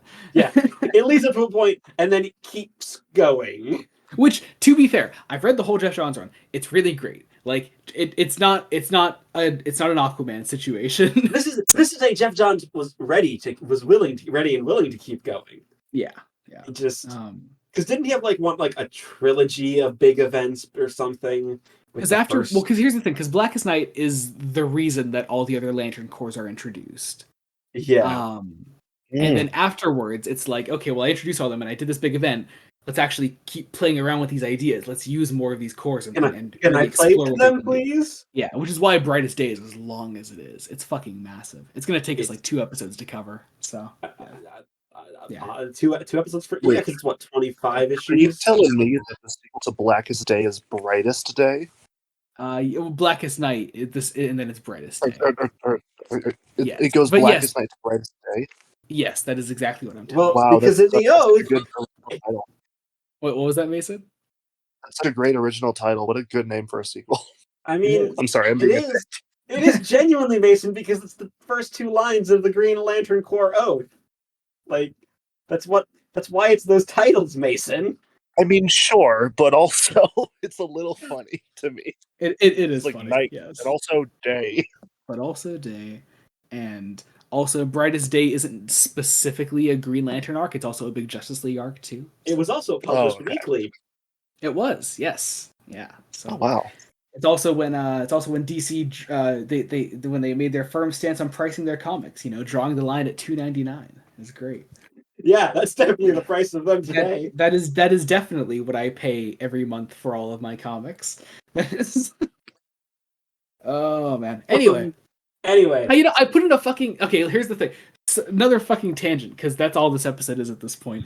My comic shop guy. He does these like monthly poster giveaways. So he puts them up on the walls, and one of them was that old ad poster from the early 2000s, the Brightest Day poster that said "Drawing the Line at $2.99." And I put in to win that, and I didn't fucking win it, and I'm still so mad about that. Anyway, I just really wanted that because I think that would be the funniest thing to hang up on my wall. Yeah. So in the aftermath of the battle, Alice possibly used the ring against Yellow. Maybe, maybe not. Who knows? And we're back to Hal and Sinestro bickering. This is where we get that the ring cannot translate a curse word. Yep, it's just a really funny idea. I love that. But Hal goes over to then see Carl Carol. Ferris. Well, he goes over to see Carl is the thing. Oh, right. Carol answers the door, and he's like, where's your dad? I'm gonna go fucking kick his ass or whatever. And he goes and finds Carl, who's sick in bed, whole hospital set up. And he hasn't been doing well for a while. And this is where we really find this common ground between Carol and Hal, and it's two people that are, both of their legacies are entirely linked and dependent on their fathers, and what people think of them are entirely dependent on their fathers. And it's really hard to escape it, even though there's more distance between Hal and his.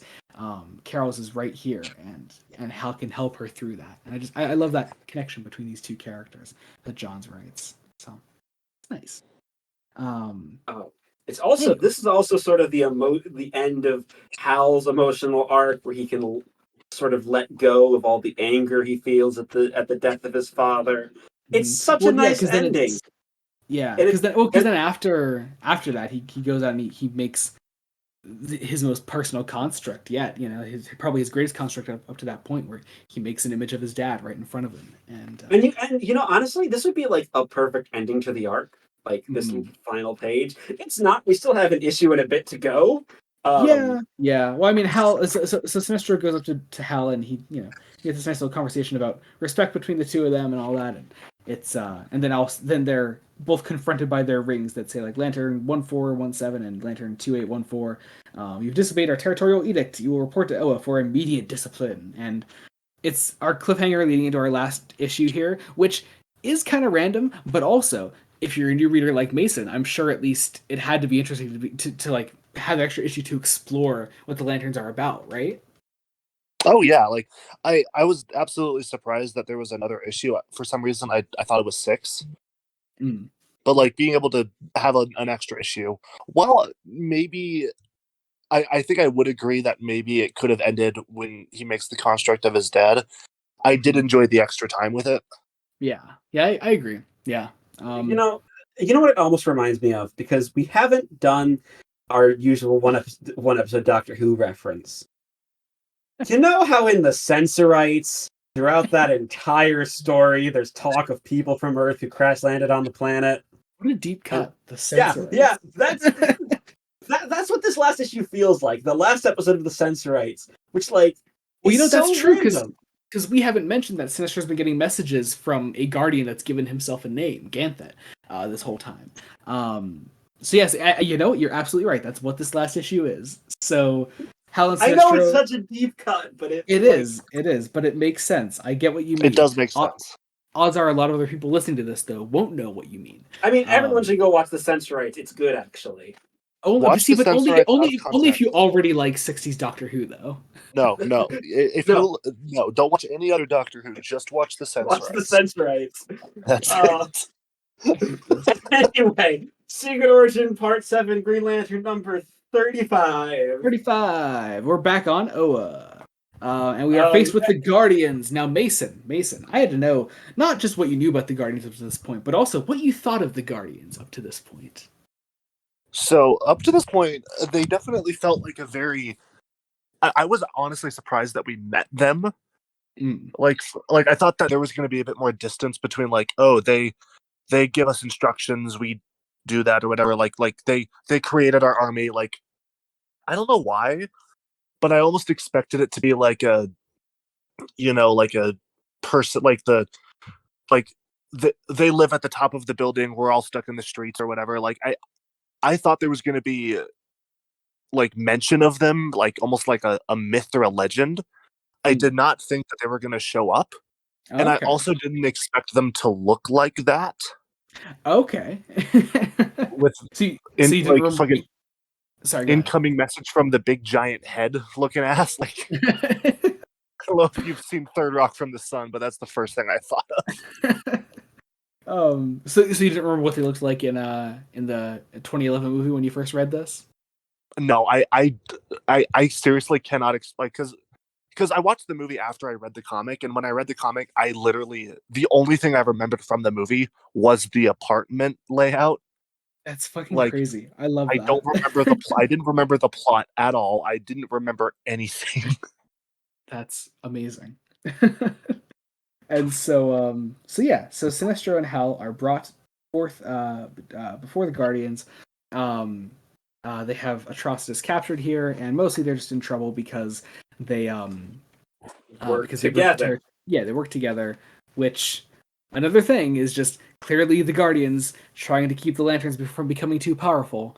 Did you realize at this point all of Oa is yellow? Mm-hmm. And also that Hal immediately confronts the Guardians about that thing about the yellow, um, and he accuses the Guardians of being afraid, which they their eyes glow up and they start yelling at Sinestro and Hal over it.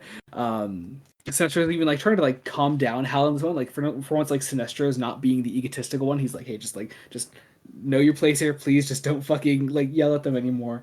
Because we are going to die. Yeah. Um, But also, yeah, but Hal like starts like confronting them about the yellow weakness, and also we find out that some of the other lanterns are listening outside. We see Kilowog there, and Salak Chip. and Chip. Chip, I love the Chips here. Chip is Mason. Chip is the squirrel. yeah, the squirrel. Got it. Okay.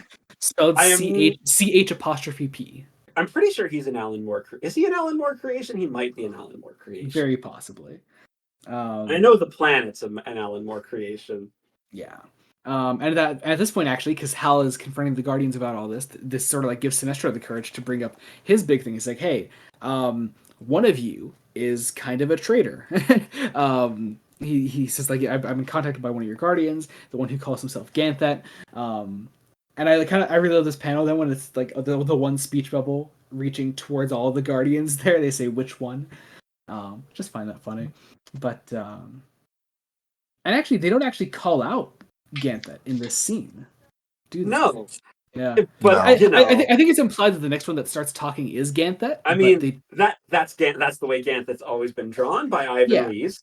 But they never say who Ganthet is. Yeah.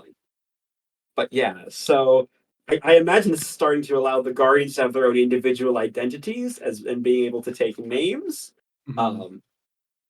Quite literally. And we find out that,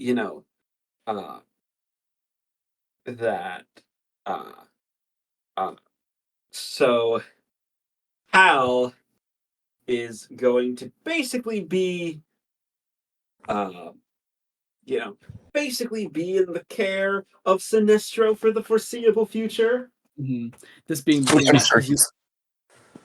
What's up? I was gonna say, which I'm sure he's overjoyed about. Yeah. This thing also implied to be the thing that like eventually leads to 2 lanterns per sector. We see that Hal continues to work on fighting off the color yellow, which he can't really like prove to anybody immediately. And then Sinestro leaves him alone for the time being.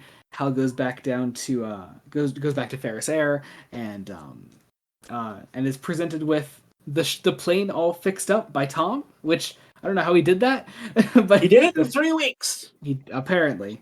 I don't know if that's possible. Well, look, if capitalism has taught me anything, if you throw enough money at the problem, it'll go away. That's true. I think he just bought a new plane and just lied about it. No. You throw enough money at the problem. I love the implication that Tom is just a little shit. That's just it's just like, here, I lied to my friend just to make him feel better. Wow. Anyway. So Hal is then has like this one last little conversation with Carol. Once again, teasing their eventual relationship, but it's nice to have here. We see Hammond all locked up here, being a creep again, and we see his head starting to expand to the iconic Hector Hammond look. It's great. That's so weird. So I've never seen what he actually looks like in comics. Oh, so I will send you When I pictures when saw we're this done. frame, sweet. So like when I saw this frame, I was like, oh god, that's like very freaky to me. I don't know why. Yeah. And then they do that in the movie, which actually looks pretty good in the movie. To be honest, it's not bad. It's one of the few CG. Well, I think it's an actual mix of practical and CG. It looks at and least which somewhat prosthetic, which is why it looks okay and Yeah. isn't like the rest of that movie. Yeah. But then William Hand, once again, going through the morgue at a hospital. Oh my god. Well, is here's found. one of the night guards on the radio was hearing, reports of, with the recent appearance of Superman in Metropolis, could Coast City have its very own protector, an Emerald Warrior? Because, this is making this set in the past right around the time that superheroes are emerging proper. I also really like that we happened to choose this story to have Mason on, and the last thing we had him on was a Superman story. Yes. So. Yeah. Yeah. I Anyway, like that. yeah, the guard finds William Hand. William Hand promptly kills him and delivers some really creepy dialogue. How dead is good, and it just Anyway, Sinestro goes to visit Atrocitus, and just goes to see what's up. You find out that Sinestro is from Korugar. Atrocitus tells Sinestro about his homeworld and what will soon happen to it, and basically describing the events that will eventually lead Sinestro to become the first Yellow Lantern, if you will. Also, sort of paralleling that panel of Abin Sur early on in the story, we have Atrocitus with the Red Lantern symbols in his eyes, which is nice. So yeah. Ooh, I didn't notice that. That's cool. Yeah. And then we end the story on a scene wrapping around all of our narration of Hal meeting with his brother Jim. Don't quite know when this is supposed to have taken place. Yeah, I'm not entirely sure. Cause well, I don't know. I mean, it's probably meant to be like shortly after. Yeah, not too much longer.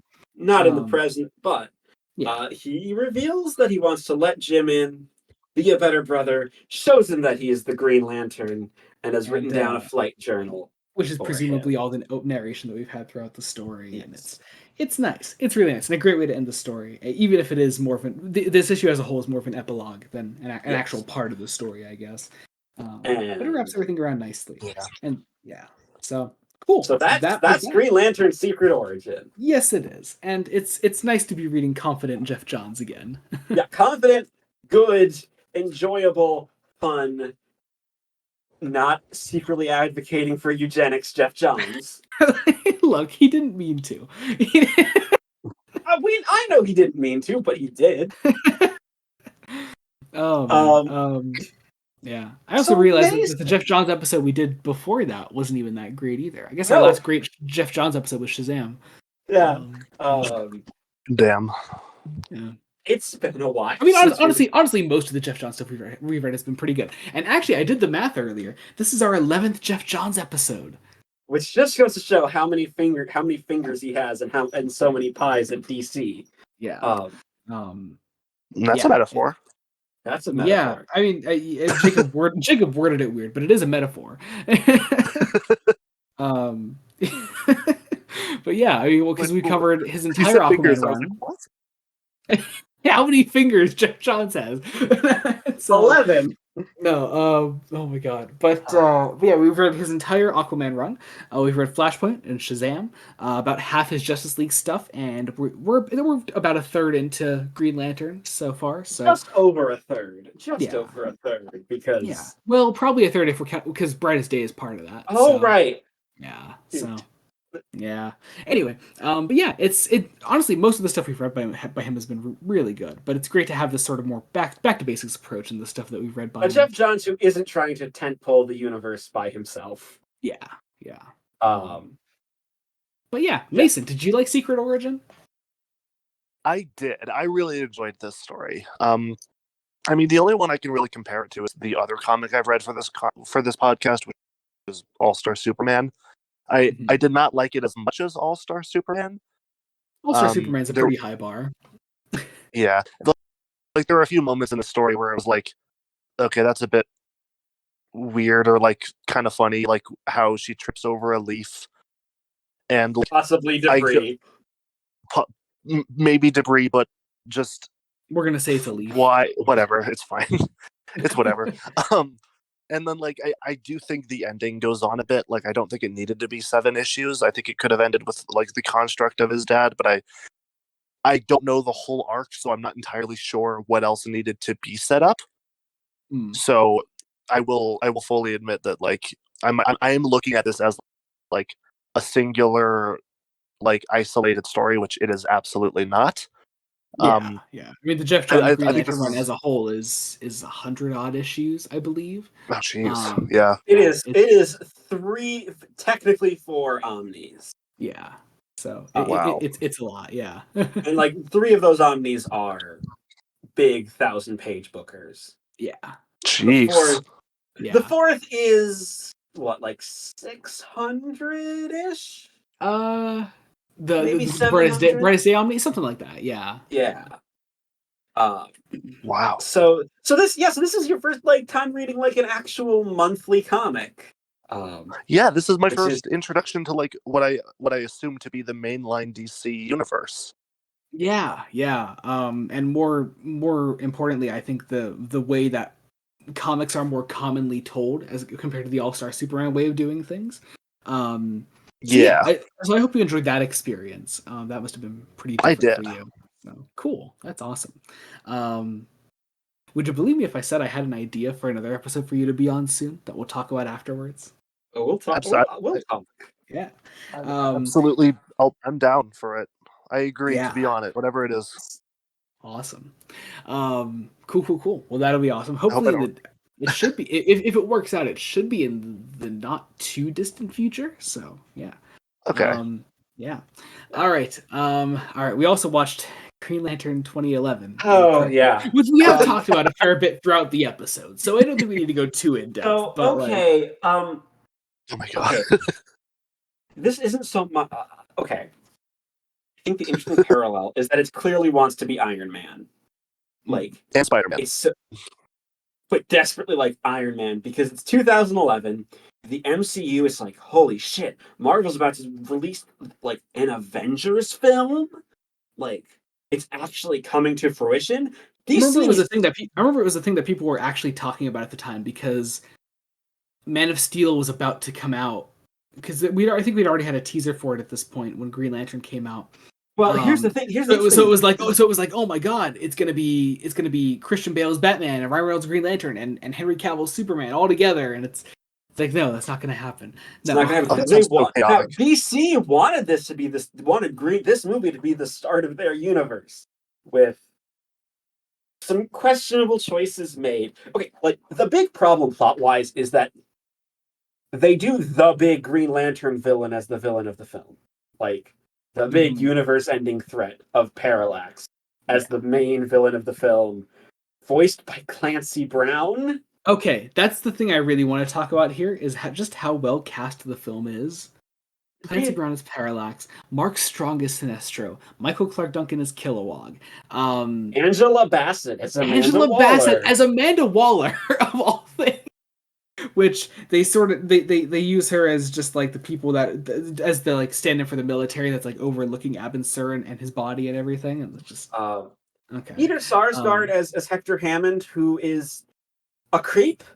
He's very good. Here's the thing. There is a moment where Peter Sarsgaard realizes what movie he's in and just decides, I'm dialing the camp factor to 12. I'm assuming you're talking about that first encounter with Hal. Yeah. He's great. Same old. Yep. Tamura Morrison as Abin Sur actually is good casting, just he doesn't get to do much. The biggest shame is one, Hal doesn't really feel like Hal. Like he's a dick. Like also, I just wanted to mention Jeffrey Rush is Tomar Ray. And he gets the opening. He gets the opening narration too. Like just opening narration that doesn't actually need to be there. It does not need to be there. Like you don't like you could if you just took Secret Origin straight. Like I'm not saying like it should have been a 1-to-1 adaptation, but like at least like the beginning there, like you didn't like the dialogue that the other Lanterns and the Guardians say to Hal later on in the story. Like explains it all explains all perfectly that fine. just fine. Yeah, like you don't need the opening narration. But I guess it's Jeffrey Rush, so you got to make some use of him. Got to use him, but also like it takes a good 10 minutes before we have a shot that's not CG, like of the film. The switching between like CGI planet going through like the air and like this like Spy Kids looking PS4 like fucking shit with like and then it just cuts to like a car driving to a school, and it's like it feels like a completely different movie. It feels like you switched the channels. Seriously, everyone check out Mason's thread as he watched through it the night before recording this. I'll have his Twitter as a whole linked down in the description below, but also I will have that thread in particular linked down there. So just check that out. It's pretty fucking also great. What's fascinating, right, is that like all the space stuff is CG. Like there is no model work done on this film. Yeah. And like it's 2011. I think the Green Lantern costumes, for the most part, are CG. Entirely. There's no like there was no real costume. Oh, the mask! When Ryan Reynolds has the mask on, it looks so bad. It's so bad. Oh like, my god! And really also, funny. Please, comic book films. It's a problem to this day. Please, comic book films. Please do the wide eyes. I beg of you. Please do the wide eyes. It would look so much better. Also, like they added so many lines on like the Lantern outfits, so the energy is like going with the constructs is made from the lines, which is like okay, but also no. Like the Green Lantern costume should be an easy costume to translate to live action. Like it's fairly simple. Yeah. But they went with also so much actually, CG. Also, actually, I wanted to mention the white eye thing. Did you guys ever see it's a fan film series called Nightwing the Series? No. I've not. Just look up pictures of it. Danny Shepard plays Nightwing in it, and they did like white contacts for the eyes, and it's like the best way to do those like blank white eyes they do in comics in live action, and it looks phenomenal. Yeah, just check that out. It's really good. So, and also the series is really good. It's done by Isma Hawke, and it's awesome. So. Yeah. Well, I think one of the things that could have really worked, at least for the movie, was just if it was more practical. The script itself is an utter mess. It needs major restructuring. Like, oh my god, like I fucking so much hated of the space stuff. We like Abin dies, but Hal doesn't become the Green Lantern for like a good 10-15 minutes. Yep. And it's like, oh yeah, also Taika Waititi's in it, and he plays Tom, and he's trying an American accent. He's making choices. He's definitely making choices. Yeah. Like, God, it takes so much for me to just not like something, because usually I just I like everything, but man, I couldn't do it for this movie. Like the fucking line where he shows Taika Waititi the Green Lantern outfit, and immediately he's like, "Wait, don't the superheroes get the girl?" As the lead into the next scene where we go to fucking Carol's house or whatever. Like, okay, I mean that's a way to change scenes, I guess. Yeah. It's so bad. Oh my god. Oh god.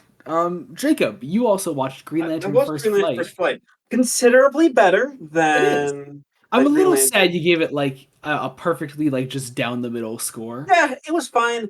The biggest problem with it is, as a movie, it feels like it's more of, for the first 2/3, feel like it's a pilot for a Green Lantern animated series set in the DCAU that just never happened. Christopher Meloni's great as Hal. Victor Garber's great as Sinestro. Victor Garber is Sinestro. I had never imagined a not British Sinestro before Victor Garber, but he's really good. He's really good. Honestly, I think what also tends to break down for me is that the animation leaves a little bit to desired. Like the space fights are they're a little underwhelming, but I don't know. I still think the animation's really great. Yeah. It is also one of the earlier DC animated films. Yeah. So that it's got that going for it. But it's definitely improvement, better than the live action one. And like it's a decent way to spend an hour 15. Like it's fine. It's good.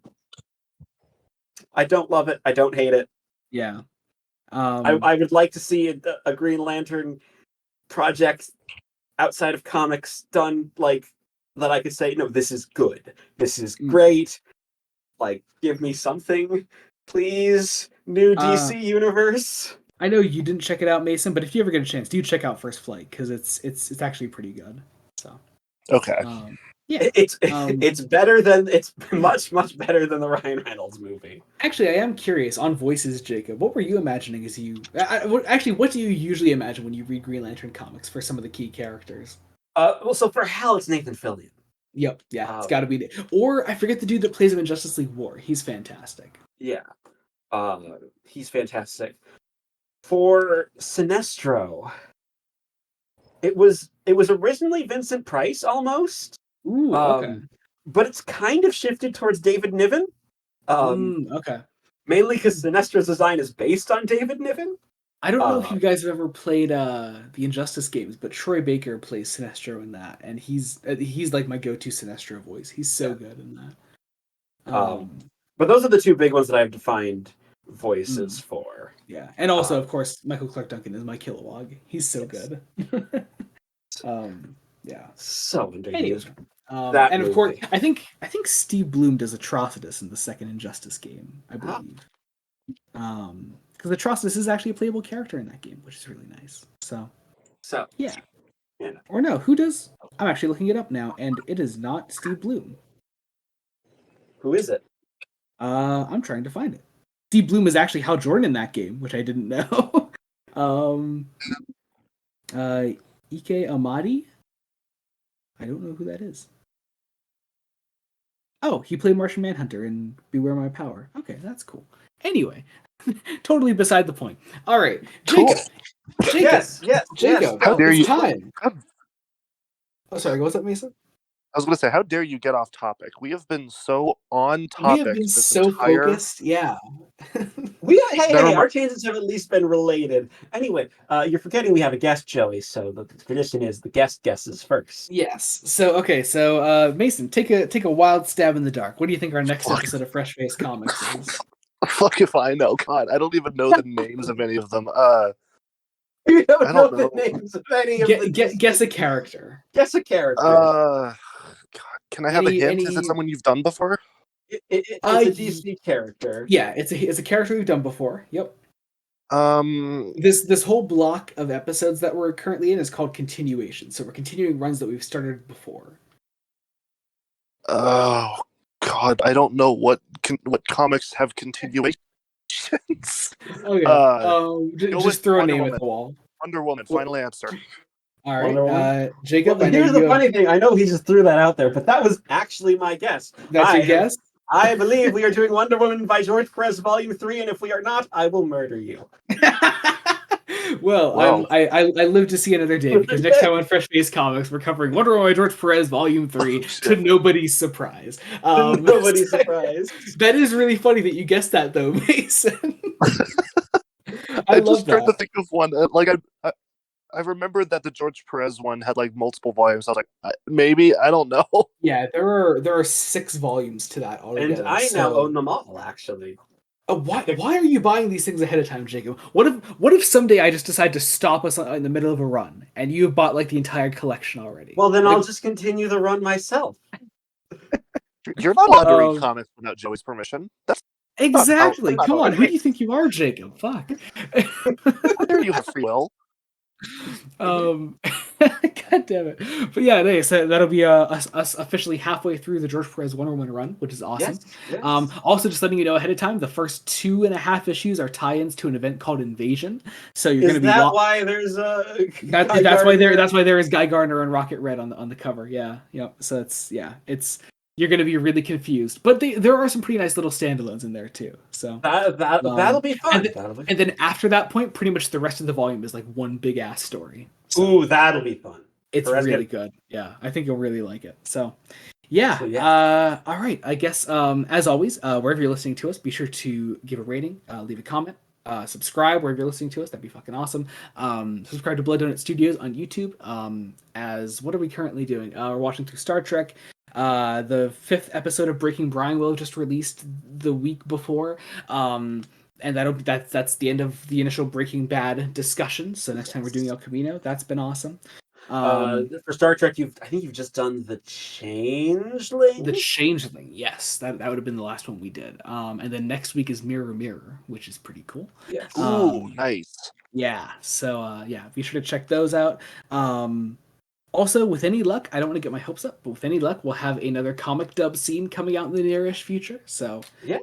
I'm waiting on just like one more set of lines, and we should be able to edit that together, and that'll be out. So be on the lookout for that. That'll be awesome. In my neck of the woods, I am nearly finished with rereading. I'm getting very close to finishing rereading Cosmere, as well as in the very near future, you'll probably see the start of some J.R.R. Tolkien content on my blog, as well as by this point I'm like at least halfway through series 2 of Doctor Who, which has been a time. Not a particularly great time, but it's been a time. And Mason, what do you have going on? Anything you want to promote? Well, Other than your Green Lantern thread? I mean, if you do follow my Twitter, it's going to be a lot of like probably in-jokes about Doctor Who. So I would recommend following if you, at the very least, have watched it. I don't tweet about comics very much because, honestly, this is like the one time in my creative, like, I guess, intake of content that I really read comics. It's for this podcast. Who knows? Maybe I'll do more of it someday. And if I do, then you will know about it if you follow my Twitter, which will be linked in the description. But other than that, that's basically it. Absolutely. And also, of course, as I mentioned before, there will be Green Lantern books linked in the description below, as well as Wonder Woman by George Perez Volume 3. Be sure to check those out. Give those a purchase. Unless you have them already, then, I don't know, maybe buy them again or something. I don't know. All right, I guess that about does it. Thank you all so much for listening. It really means a lot. We're nearly at 50 episodes of this podcast. We are getting close. Which is consistently blowing my goddamn mind. So we'll be at 100 before you know it. Ooh, man. Oh god. Yeah. I gotta start planning past episode 100 soon. I thought you had like at least two. You had like 200 episode 2, like 200. Okay, episodes. not fully up to episode 200, but like blocks somewhere in between are planned out. So yes. Okay, so you'll have an easier time then. Yeah. Plus, also early on in the 1 to 100 range, I changed a couple blocks. So I'll probably end up doing that a lot with the 101 to 200 range. So. Oh yes. I'm sure there are changes abound as I decide things as we go through it. So. What's up, Mason? Hashtag bring Marvel to Fresh Face Comics. It's coming soon. It's coming. We promise. Coming soon. Absolutely, it will. So, coming soon. So, all right. Thank you so much for listening. Until next time, this has been Joey Morgan and Jacob Licklater. I'm Mason. I was also here. Yes, you were. Goodbye.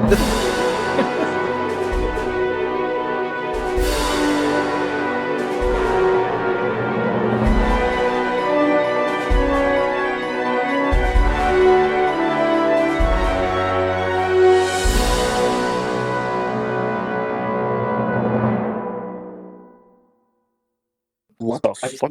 Laying out the book. Oh, Mason just heard the Craig bot for the first time.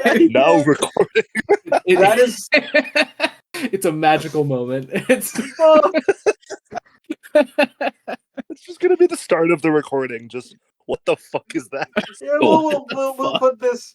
We'll put this at the end of the credits. Hello, everyone. Thanks for staying past the credits. We hope you enjoyed the podcast. We don't know how it went yet, but hopefully it went good.